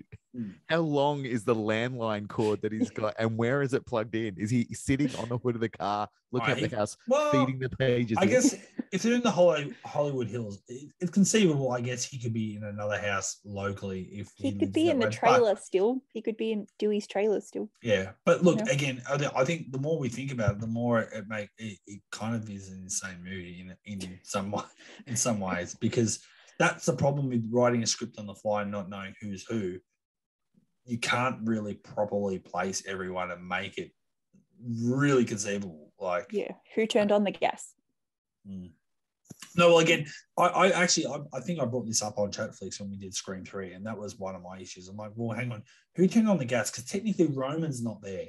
And yeah, okay, he might have just killed Stone, but, you know, he needs an insight. And, you know, Angelina Tyler's there the whole time. It's easy. She's there as a guest. She can easily turn on the gas. She can run the gas. She's absolutely. She knows to get out. I don't know. It's just... And she ends up so far away from the other three. Yes, exactly. So, yeah. I guess we better get moving into our good, bad, and the ugly. Well, speaking of that, that's pretty funny, and it's completely unrelated, but it's only because we just talked about Matt Kessler's death in the movie, and I was just looking at Matt Kessler. And if you go to IMDb and Matt Kessler's top 4 known for, Scream 3, Last Days of Disco, Waiting for Guffman, and The Good, the Bad, and the Ugly. Well, additional crew, which I think is a fuck up because that came out in 66 and he was born in 72. But it's still one of his top 4 most known things. It's something he had nothing to do with. Someone's IMDb have let their standards drop. Oh man, have they ever? Can I ask about one more thing before we get to that? Yeah, please do. Talking about like the PTSD, the scenes in like the set of like Sydney's house. Is she hearing voices? Is it a recording? Like surely the Billy one is meant to just be like her memory that we can hear. I never even thought that. I always thought that was just her. Yeah, I think that's her remembering, isn't it? Yeah, but like we sort of, I don't mean that like it's playing to her, but I just mean like they play it so that we like know what she's referencing. But the other one, when the mother is talking, Like, can she hear that? Is it in her head? Ah, that's a good, that might be like an unanswerable question in a film filled with unanswerable questions. That's something I didn't pick up on before. Because the first stuff you're like, yeah, she's just remembering. But is the mum thing? Yeah, I 'cause it's guess like, I they're guess like, that's "Come actually here." that's Like- probably one of the things that's the more easy to explain is if Roman is the director of a stab movie and they're on the set of a stab movie. He could have like had a voice actress days before, like, oh yeah, read some lines. We're going to play them to the Sydney character when she's having a freak out, and then he's got them ready and he plays them through a loudspeaker. Like I can accept that if that was the answer, but it is weird that you're left being like, hang on, which of these is in her head and which is actually out Yeah. loud? That's a little bit of a weird bit. I think that as we're wrapping up talking about it, the explosion in Tom's house is one of the more significant moments in any Scream film, because I think that's the moment where it's clear that we're switching from a trilogy to a franchise. Like, obviously, Kevin Williamson, like I said before, he had a trilogy in mind, and they say, this is the concluding chapter of a trilogy. And for a while, it looked like it might be. But you can see when they're putting in something like, hey, now we need to make the kills crazy. Like, they need to be like different from the last movies. They need to be big, wild, unpredictable. What can we use to kill the fodder in the next movie? It's when it starts to veer into Friday the 13th, Nightmare on Elm Street territory. Was like, okay, now this is a movie about how interesting is it to watch teenagers get killed by a serial killer instead of being like a mystery thriller, which is what the first two Screams are. And it's the moment where you can kind of feel, oh, this series this franchise is shifting away from what it started as, and it is going to go on longer than it probably should, really. And it's held off better than most franchises. It held itself to 3 for a really long time, and then came back for one last hurrah, which was great, and then just couldn't keep the genie in the bottle, and then we're back and we're rolling now into sequels getting announced before films are even finished being released, really. But yeah, I feel like that is the moment where Scream switches from like a standalone little thing that it's created to producers being like, no, this makes money, so we're going to go bigger, and we're doing more, and we're doing them forever. And they made one more and it made no money, and they're like, we're stopping for 15 years because that didn't make us any cash. But yeah, I think it's the most, in the context of all Scream movies, maybe not in Scream 3, but in all Scream movies, I think it's the most significant moment in this movie regarding the others, because it tells us, yeah, man, we're not in Kansas anymore. This isn't going to be a Kevin Williamson, Wes Craven tight little cool thing forever. It's going to get away from it itself. Well, now we'll get into the good, bad, and the ugly. So, Michelle, do you want to give us your good?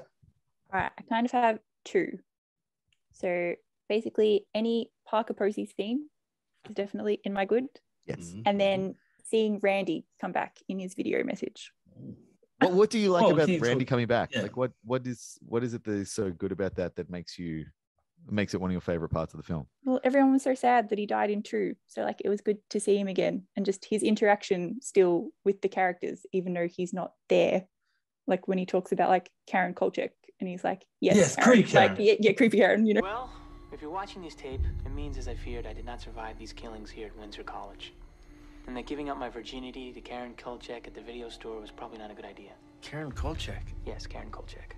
Creepy Karen? Shut up. She's a sweet person, okay? We were working late, we were putting away some videos in the porno section, and, shit happens. Like, it just happened.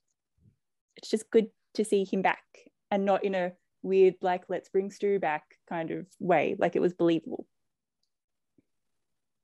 And then, yeah, just any Parker Posey scene, especially that my lawyer liked that. Oh, it's like good. iconic. My lawyer liked that. Yep, And improvised, I'm pretty sure. probably. Yeah. And great. I love her. I love her death. And it bums me out that she dies, but I love her death. And she's Stop it. like, no, you can't kill me. I'm the killer. I'm the killer in Step 3. I'm the killer in Step 3. Like the way that she plays that is like, oh, she fully believes that this is going to save her. It's like, she's so crazy. She's like, no, if I'm the killer in the movie, I can't be killed in real life because I'm the killer in the movie. Oh, you're fucking mental. I love you. And then she does die. I'm like, damn it. But, And the Okay. fact that like Dewey could have almost shot her and killed her as well if you like watched it enough. Yeah. I feel like I've watched that scene a lot, and I still feel like that doesn't marry up with she's in the last pane of glass, and he starts shooting from one side, and then the killer stabs her, and as Dewey shoots the glass, she falls out, but Ghostface is not there anymore. I'm like, Yeah, how does I that noticed that even? too. How does he get past? How do they not see him as the glass is being shot out? I know Patrick did a great job with what he had to make it suspenseful or whatever. I'm not too sure how that all came together, but I don't understand how the killer gets away in that situation, because that's a dead end. It's not like the killer can, disappear, scene left. Like, it's, Fax They've done it- machine. yeah, wow. Yeah. Where is the other fax machine? This killer is like Randy says, this killer is essentially going to be superhuman. Yeah, And he is. it's Like, magic. he can True, but materialize through I fucking feel walls, like man.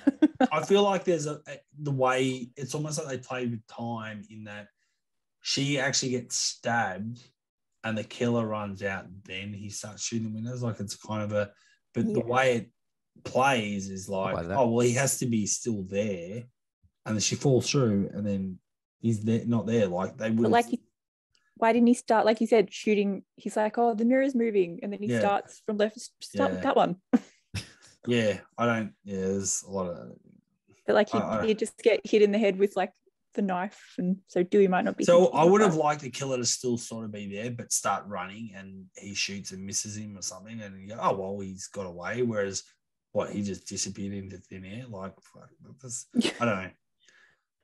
But I feel bad. I kind of would have liked, like, I know, again, being in that internet world in the last few months, I feel like there's been people push for, like, oh, can we have Parker Posey who has survived, or it'd be great to have her back or something. So I didn't know there was so much love for Parker Posey. I mean, I knew there was love, but not as much as, can we somehow make her have survived and her not be dead? And Yeah, I think Yeah. that's a new thing. I think, like, when Scream 5 came out and didn't bring back Kirby, despite the fan crying out for it, but then they Easter egged that she's actually alive. I think that kicked off well, maybe Parker Posey's alive as well. Maybe all of that. Maybe Stu's alive. You know what? Fuck it. No one's dead. Yeah.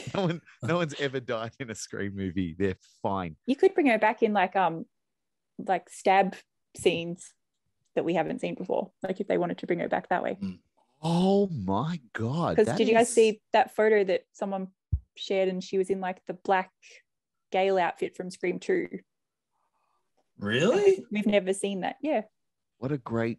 But was that fucking idea. was that photoshopped, or? I don't think so. That's a weird thing that has just right this very second annoyed me about Scream 5 is that Scream 5 is about like the stab movies, and you have a Scream movie that is about the filming of a stab movie. Now, presumably it had to get finished at some stage because we're up to stab 8. So whether they scrapped the entire film and started from scratch, or whether someone came in and finished stab 3. No, they would have just done a movie of Scream 3. Would No? they?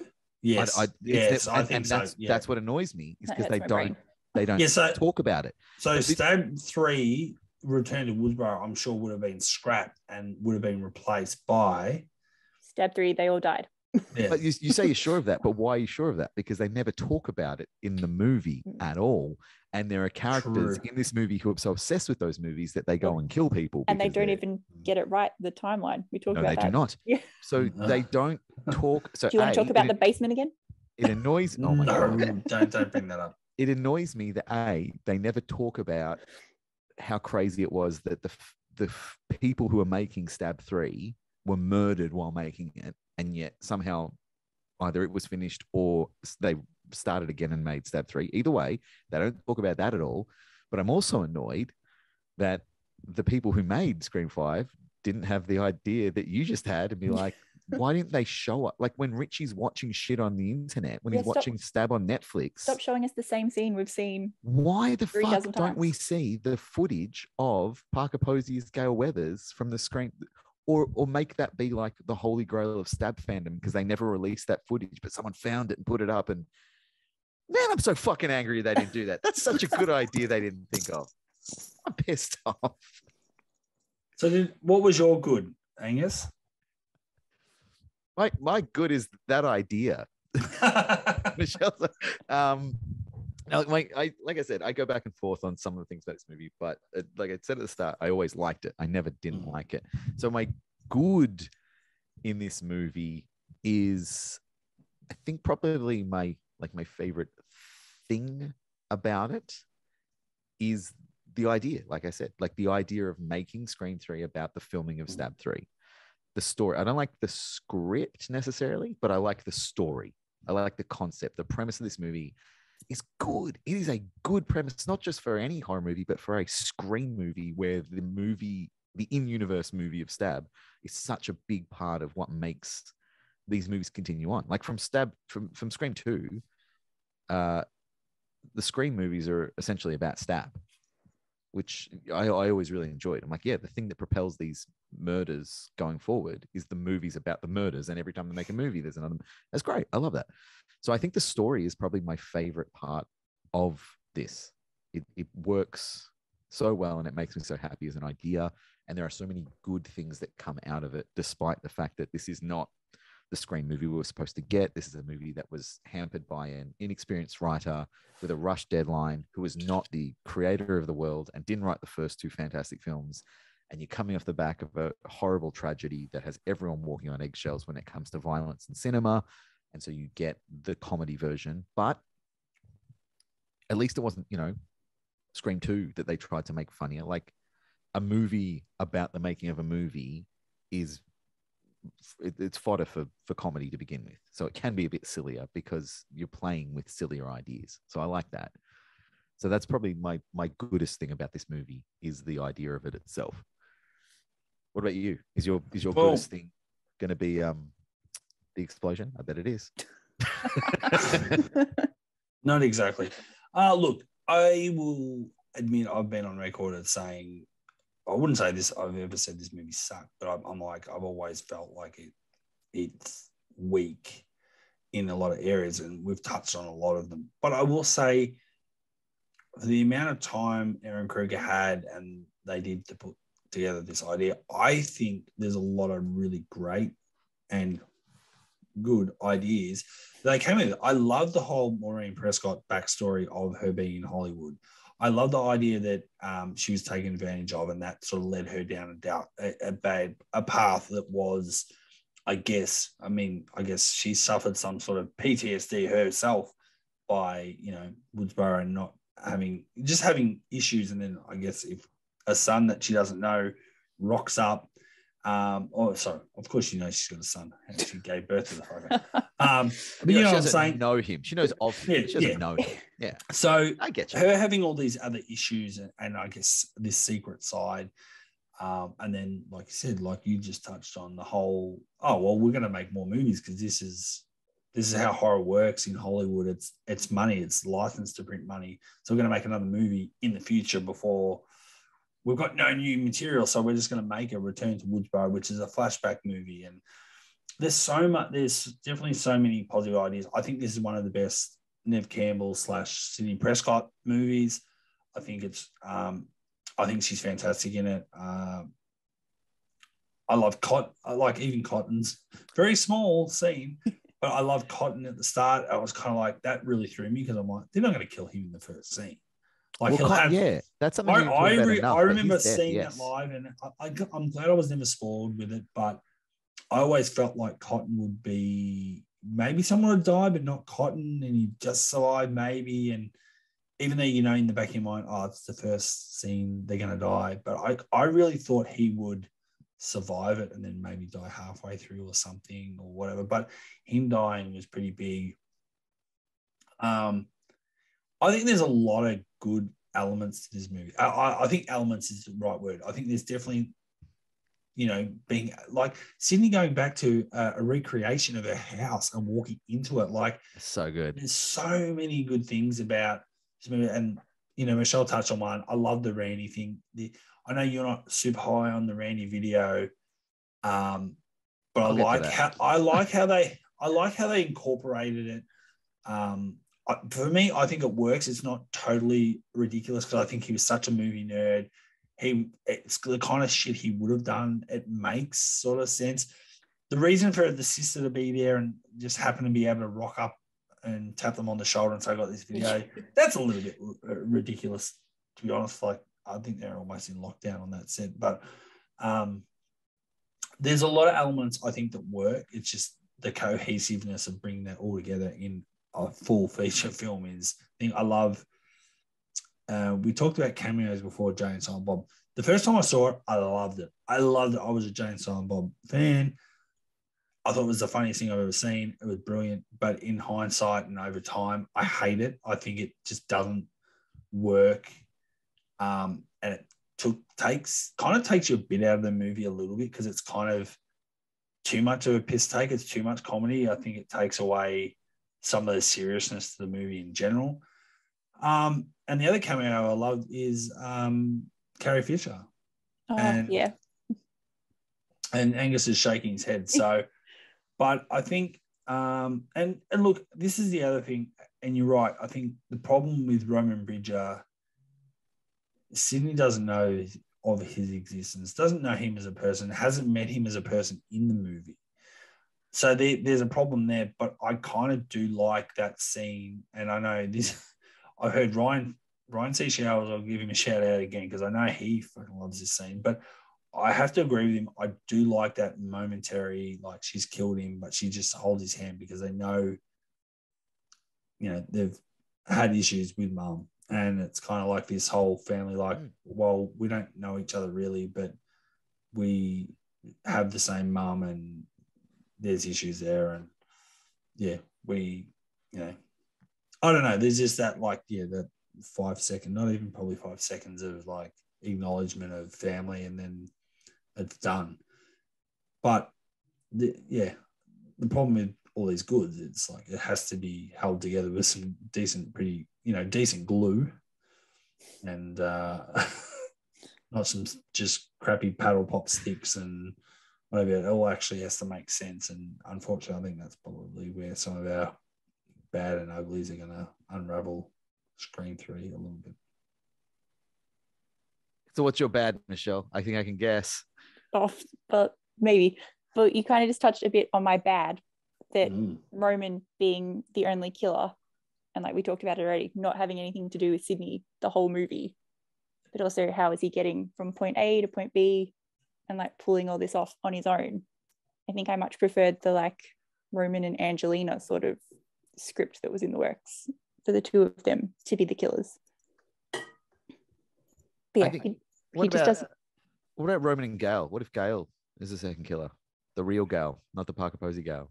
I don't feel like Gale could ever be a killer. Oh, baby, you wait till Scream 6. That'll be Scream 6, The Return of Stu and Angelina. Gale Weathers is going to be the murderer in Scream 6. I called the killer in Scream 5. I'm calling the killer in Scream 6 now. I feel like we should put money on this. Gale Weathers is going to be the killer in Scream. What's her motive? Revenge because Dewey finally got killed. We should put this up on the Instagram. I wrote the ending to Scream when I had COVID. I was really delirious and I was sitting on my couch losing my mind to like COVID fevers.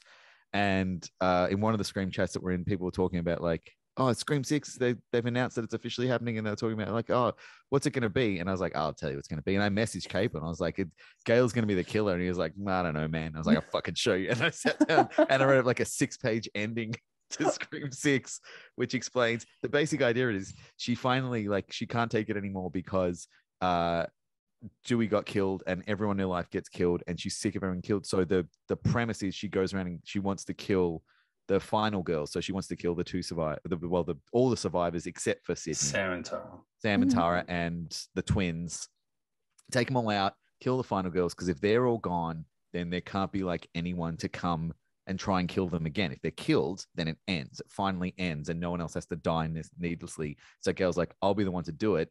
And then it's revealed there's 2 killers, and the second killer is Kirby, because she's like, yeah, it fucked up my life too. And now my whole life is like trauma. I'm scared that because my best friends were murderers. I can't trust anyone. I can't even trust my parents. I'm freaking out all the time. And Gale told me, like, if we go out and kill these people, then no one will ever try and do this again. It's over. So Gale and Kirby are the killers. And then Sydney finds out. And then Gale kills Kirby because one of the killers always kills the other one. And she kills Sam and Tara, and she kills the twins. And then it's just Gale and Sydney left. And then Sydney's like, you know what? I get it. Let's just do this. And then they walk out, and they are the final 2 girls, and then no one else dies, and that's the end. And you never have to make another Scream movie. That's going to be the end. Scream, maybe not that exact thing, but Gale's going to be the killer in Scream 6. Because if not Gale, who? Like, is Billy Loomis's ghost going to actually start to be able to touch shit and pick up a knife and go on a rampage again? Like, Wow. who the fuck else is going to kill? What? There's nothing else. No, that's true. You're right. There's no. Like, it's just going to be, someone has to be resurrected from the dead, which is Stu, or it has to be a remaining hero turned villain. Those are the only things you can do.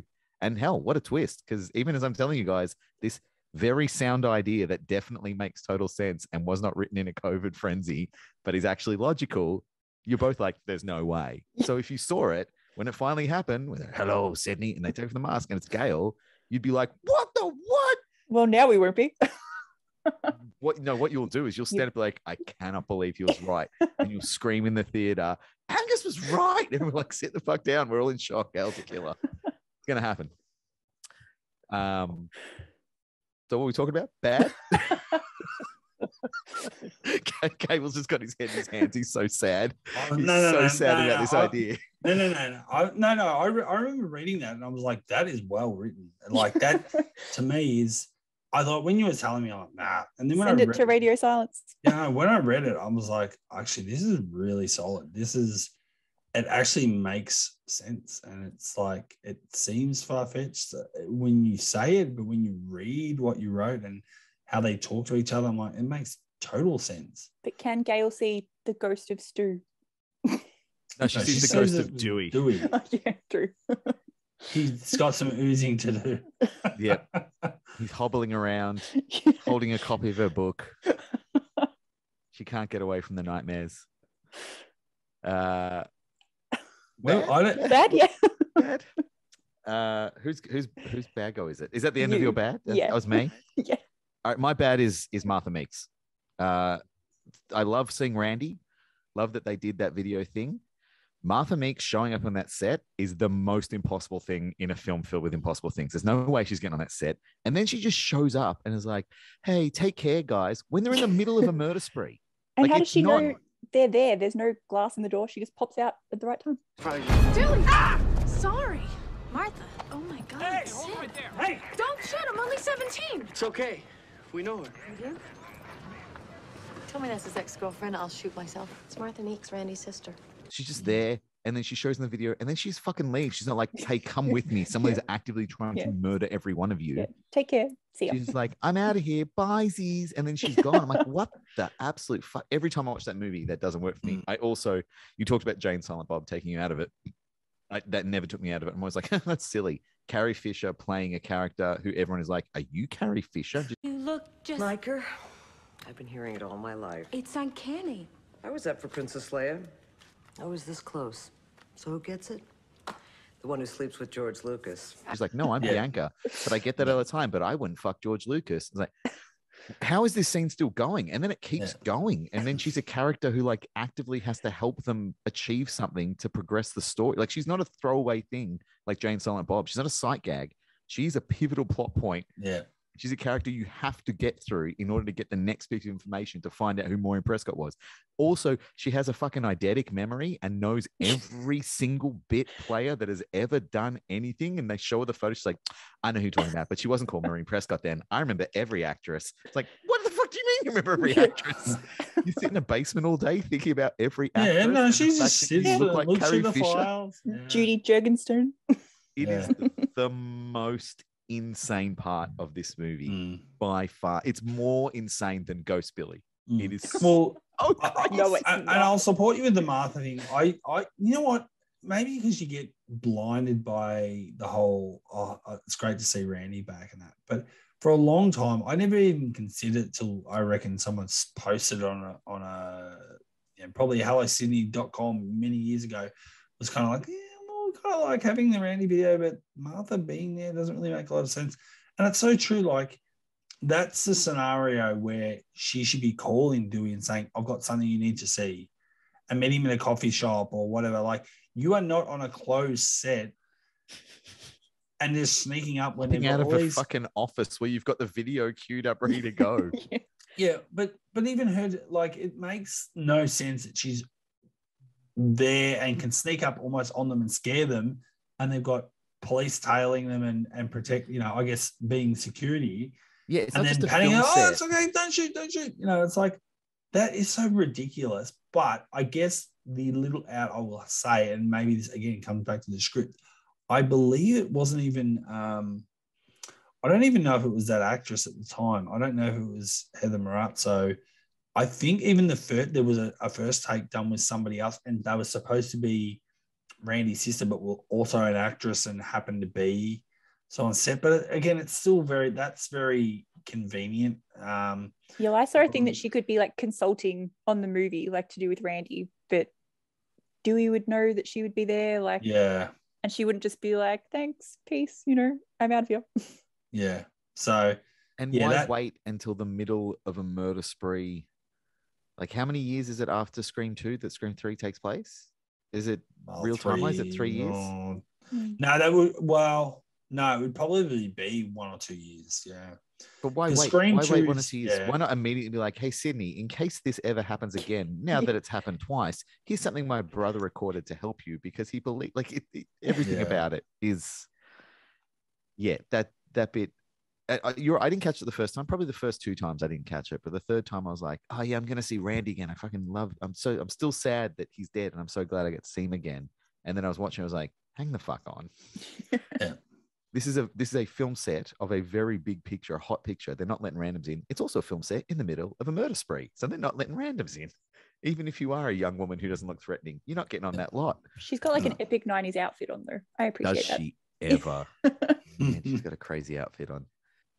So my bad is the Scream 2 corrected some issues with the first Scream where they had more of a diverse cast, at least had more African-American characters in it. I think it was 4 or 5 all up. And then we recede back into paying no respect to them in Scream 3 by giving a sweet FA.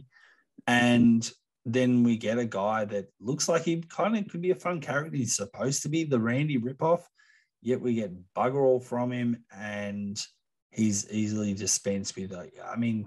Part of his sort of death scene, there's a little bit of comedic kind of funniness to it, but apart from that, we get nothing from it. It's like, okay, so we've gone back to the Hollywood trope of having mainly white characters and just dispensing with our African-American friends and just giving them bugger all to do. And again, just gut them like a fish, and that's about it, It's pretty, I don't know. I just like, how do you even do that? Like, it's weird because it kind of feels like, okay, yeah, we did stuff up. We made a movie that's supposed to be small town America. Yeah, maybe it's somewhat believable in some of these small towns, or even if it was in Australia, I'm sure there's some small towns you go to and 99% of the community is white. But Ramsey Street. To make, what did you say? Ramsey Street. No, they've been diverse for a while. Oh. And that's what got them cancelled. Yeah. The financiers only want to see white families. But I think it's weird because I think they tried to rectify it and make a statement saying, you know what, no, what we did in the first movie wasn't acceptable. We're going to make sure we have the black, as Omar Epps would say, the black element. And I felt like it was progressive, and had some people that unfortunately, survive it. And then you have Joel that was smart enough to leave. And then you go into the third one, you don't really have anything. And it was kind of weird. It was like, you have one. African American. You put him on the poster and he's nothing. Like I don't know. It just felt a little bit weird. Or was that a statement on Hollywood? Like, I'd like to believe it's a statement on Hollywood. I don't think that Aaron Kruger was a deft enough writer to create that commentary in this version of the script, largely because I don't think they had the time or the nuance to do it. I think if Kevin Williamson had have written it, I've been like, yeah, he probably did that on purpose, and he also probably would have made it a bit more obvious that he was doing it on purpose. It is it's hamstrung, and this is in no way an excuse of what is a very blatant and also easily solved problem, but they are hamstrung a little bit in that a lot of the new characters are playing versions of characters. So they, Sydney pretty much has to be white. Same with Dewey, same with Gale. But everyone else could have and should have been not super white. I get like Jenna McCarthy being pissed about her be a 35-year-old playing a 21-year-old and being the ditzy blonde bimbo. Okay, cool. But yeah, they could have done something else. They could have done something else with a few more characters in there. This is like Tyson's character isn't a character from real life, which tells us you don't just have to have characters from real life in this movie.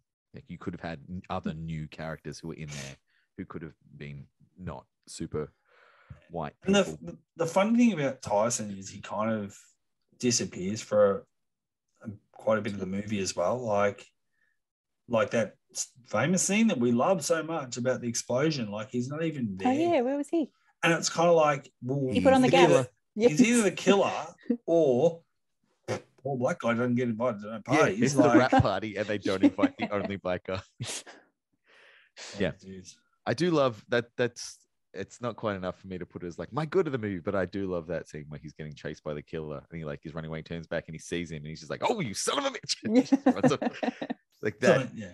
That works so well that I was like, I want to see more of him being funny in this movie because Dan Bridges is very good at being. Dan Richmond, sorry, is very good at being funny. Can I throw in? It's not a bad. Well, you can. I guess it's how you look at it, right? Oh, okay. And this is totally a random thing, and I hope I'm not going to spoil it, and I don't think I will. But I think we've all seen the movie. No. No. I'm saying if it's someone's ugly, I don't want to spoil it. But something we haven't even touched on is that how did Aaron Kruger / Wes Craven, whoever finished, you know what? There's another woman that I've totally spaced out on her name, which is terrible, that helped script write with Wes when Aaron was finished. But how the hell did they get through a script that pretty much is life imitating art with Hollywood producers pretty much, I guess, getting sex out of women to give them parts, which mirrors Harvey Weinstein, and it is a Weinstein film. How did they get that through? Because really, at the end of the day, that was another part of, I guess, sort of my good is like, this is actually a good story because that's how a lot of things happen in Hollywood. That's how it used to run for a long time. And it's so ahead of its time. And then it's like, turns out, well, it happened a lot, but now we can kind of prove it, especially with one guy and him and his brother made these Scream movies or produced and financed them. And you go, how did that even get through? Like, that's crazy. I think that's definitely good. I think that's a good that's in there that they managed to sneak that through as like, hey, this is what happens. When John Milton is Harvey Weinstein. Yeah. And was he too dumb to realize he was basically in the movie? Yeah. And Wes Craven was going to play John Milton at first for like a bit of fun. And then he read the script and the character and talked, about how it was going to be. And he's like, no, I don't want people thinking that it's me. Yeah. I don't want people thinking that John Milton is Wes Craven. No, I'm not going to do that. No, I think that's a good that they got that in there as like a sneaky little middle finger to Harvey and to a lesser extent Bob. To the system. Yeah, that's a really good one. Ugly time. Have we got any uglies left? Yeah, I still got one. Have we flashed all the uglies? What's the uglies, Michelle? Oh, I feel like mine's already been talked about, besides Gale's bangs that we haven't really mentioned. But definitely the explosion scene. I feel like there's not much else to say besides it's like the only death, I feel like, in the whole Scream franchise that's not really like Ghostface. You know, like there's no stabbing, he's never there. It just kind of happens. I feel like that kind of bugs me. So that's definitely my ugly. Good point. Are there any other deaths in any of the films that where you don't at least see him, or there's no like knife involved? I don't think so. I mean, there's the garage door, but he pushes the button. Yeah, and he like slices her arm beforehand.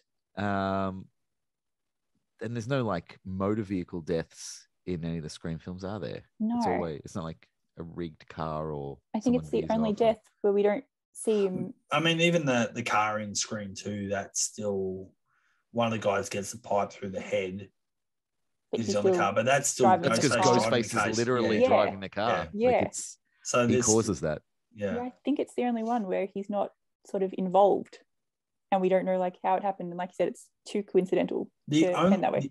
The only thing that I would say to play devil's advocate is that if Roman Bridger is a director, he can, I guess, plan these things a lot better, you know, out from where he doesn't have to necessarily. So like, again, the house explosion, you go, well, it's not gas, it's like explosives. Well, it potentially could be explosives too, but I think a director has more of a, you know, setting the scene, special effects, just has maybe a greater visual sort of, you know, thing to compared to some of the other killers that you can kind of go, well, and because this is going to get to my ugly, because I'm just going to jump to mine. The one thing that I've always had an issue with, and I think is a huge cop out, I think visually it's beautifully designed, but the voice change is the stupidest thing. Yeah, I agree. In the history of Scream. I would believe, again, Roman Bridger is the killer. We've established that. I could say theoretically from a Hollywood point of view and the money and budget, maybe in the movie he's doing something on the side with the budget, he could theoretically potentially get voice grabs of Cotton Weary because he does a TV show, and himself and maybe a couple of his actors that are doing voice, and put them into some sort of simulation where he can replicate some voices. But I just think it's way too convenient to have everyone's voice on. I mean, I guess even Gale's probably accessible to a point, but like having Dewey's voice, someone to do Marine's voice, Sydney's voice, I just think it's too much of a stretch to have all these voices and, you know, just be conveniently ready to go and click a button. And they're so perfect. And like you said, 2000s technology, they're using fax machines. Like, how is he getting this so good?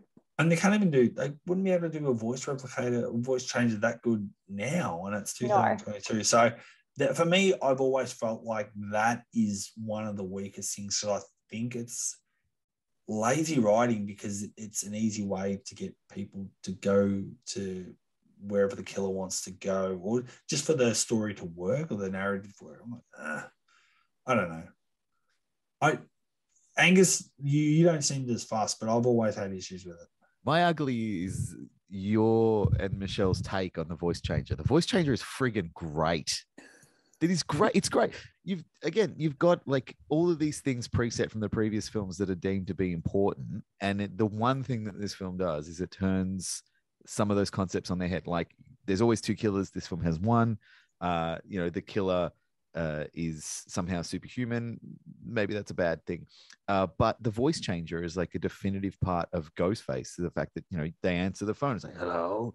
And it's this weird dude. And they're like, oh, I guess that's just how a person sounds. Like, that's more absurd that Casey Becker won't answer the phone and be like, hello. He's like, hello, who is this? And she's like, I'll keep talking to this man. And not someone clearly using a voice distortion box. He sounds like he's talking through a fucking distortion pedal on a guitar amp. You don't miss Roger L. Jackson's voice, though? Like, we hardly get it in Scream 3. I do miss it, but I do think that if you were going to set up some iconic and definitive things about a killer in a series where in each film it's a different person who is the killer. Like, this isn't Jason Voorhees coming back or Michael Myers. This is brand new killers wearing the same outfit, which, as we've talked about in other episodes, is my favorite thing about Scream is you get survivors facing new killers, not killers facing new survivors. It's great. But I think you've got to try and expand on what can be done with that to stop it being stale. And one of the things that works is for 4 out of 5 movies, the people are personally related to or vested in Sidney Prescott, and that's the center that spirals off. But the thing that is really good is that you get this brand new part of a character. And the voice changer thing, yeah, it's a bit wild, but it's never been something that pissed me off, because like, cool, this is a new way to use that idea. Like phone calls and voice distortion is a big part of the killers in the Scream movies. So now you've got phone calls and no voice distortion because people don't even know they're talking to the killer. Like that whole thing of like, hello, like that. It's like, oh, it's the killer from Scream. Now it's, oh, hi, it's Sydney. Oh, hi, Sydney. How's it going? You don't even know you're talking to the killer until you've been killed. I think it's a really cool idea. My actual ugly, though, with this movie is the inability to be able to walk away and know definitively what is going on from like A to Z. Like we've just discussed throughout this episode, you can't finish this movie and know for certain who was where, when, and that you can tell there was meant to be 2 killers for a lot of it. And even though they changed that, they didn't fix it up because they never shot it in a way that they could fix it. So there's stuff that just doesn't hold together. You can like, how the hell did the killer get away when they were killing Parker Posey? How the hell did the killer get from faxing someone to being in the street to getting shot to disappearing to being back again? You know, how the hell did Heather Matarazzo Zuzubabuki get onto the set to deliver the like? There's so much of it that you walk away and like, none of that makes any logical sense. So the good for me is the story is great. The bad for me is that the script is not the ugly. It's just not. It's an ugly script, especially when you hold it up to Scream 1, 2, and 4. It really shines as just being a bit of a mess. Not saying that's entirely Aaron Kruger's fault. Not angry at him, but I'm just saying it's literally an ugly script to look at and to compare to 3 other really solid scripts. So I guess when we look at what sort of rating we're thinking for Scream 3, I think for me personally, it's a movie I still really enjoy. I don't mind, you touched on it, Angus, before. It's one of those funny ones. Scream, I feel like I can put a movie on, but I feel like some of the others I get sucked into sitting down and just focusing, whereas Scream 3, I can sort of put that on the background and sort of jump in anywhere and focus and turn away and do something else and come back to it. It's definitely one of those movies. It's definitely fun. It's entertaining, but for me, it's always stuck out as something very different from the first 2, even though we have our, the great characters back, like, even Randy to a lesser extent, but we get Sydney, Gale, and Dewey back, but does feel very different. And again, less gore and the carnage candy I was looking for. Maybe that's another thing. Maybe I was so amped up on the rules that Randy gave in the second one that I thought, oh, this one will be heaps more gory. And you think of how 5 is now and you go, oh my God, 3 seems so lame in comparison to what they do in 5. It's basically PG. Oh, well, it kind of is. It does.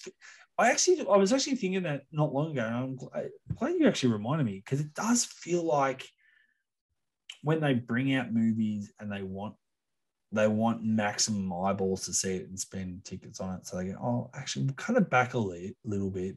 We don't want an R rating anymore. We don't want NC-17. We want a PG-13, and we'll just cut it back because we can get more bums and seats. And I do feel like it's a little bit like that, because there's very little blood. Yeah. And I know you love to talk about less blood in a movie like Halloween, the original, that you don't see any blood in that movie. And this feels a little bit like Halloween in that regard, a little bit, because it's like, it's not about the blood, it's about the story. And just, anyway, long story short, I think, again, if I've walked into the bakery, it's like just, no, I didn't go to a bakery. No, it's you go to a bakery at all in this movie? No, I will go. I will deviate from the bakery, the bakery item, and I'm actually going to say it's just like going to a pizza shop. You don't know the pizza shop. You're just in a local town. You're just hungry for a pizza. You've had a couple of beers, watch the footy, and you go in and you ask for the capricciosa and you get it, and it's still fine, but it's just the ham's a little bit different. it's the pizza toppings are still good, still tasty, but you're a bit hungover.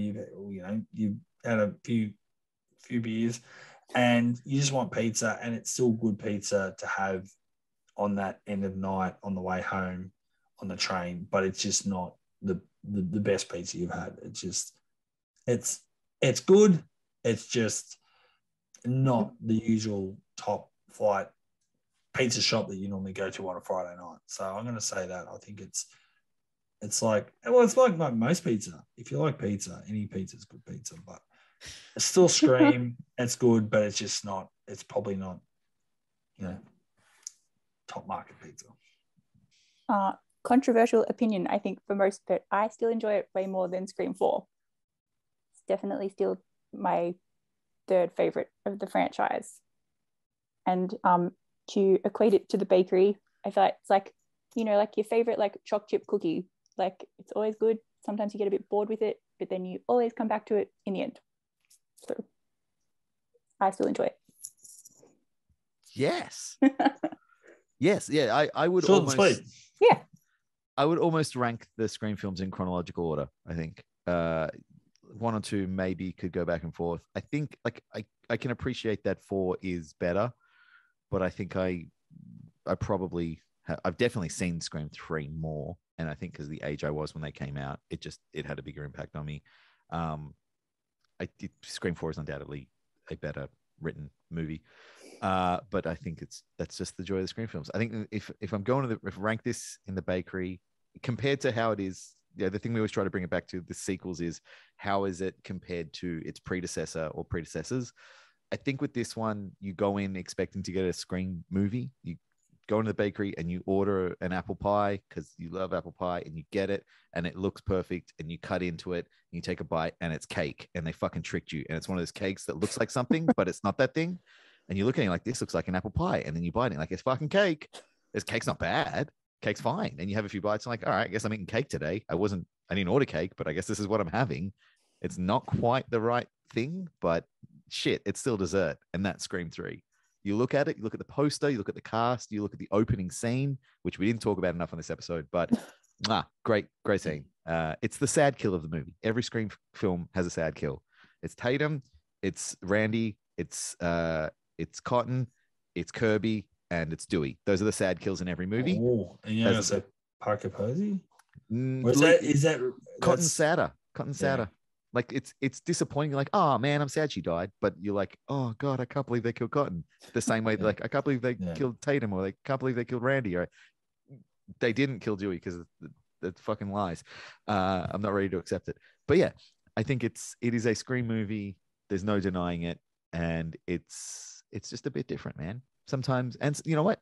It brought us back to Scream 4, and it kept the franchise going, and it gave us all our beloveds again. Sometimes you just got to see what happens. On that note, thanks for joining me, Angus and Michelle. Thank you. Thank you. Always fun. Evil dies at John Milton's house on Thursday. Good night. Good night. And on that note, don't forget, not all sequels suck. By definition alone, they're inferior films. Films.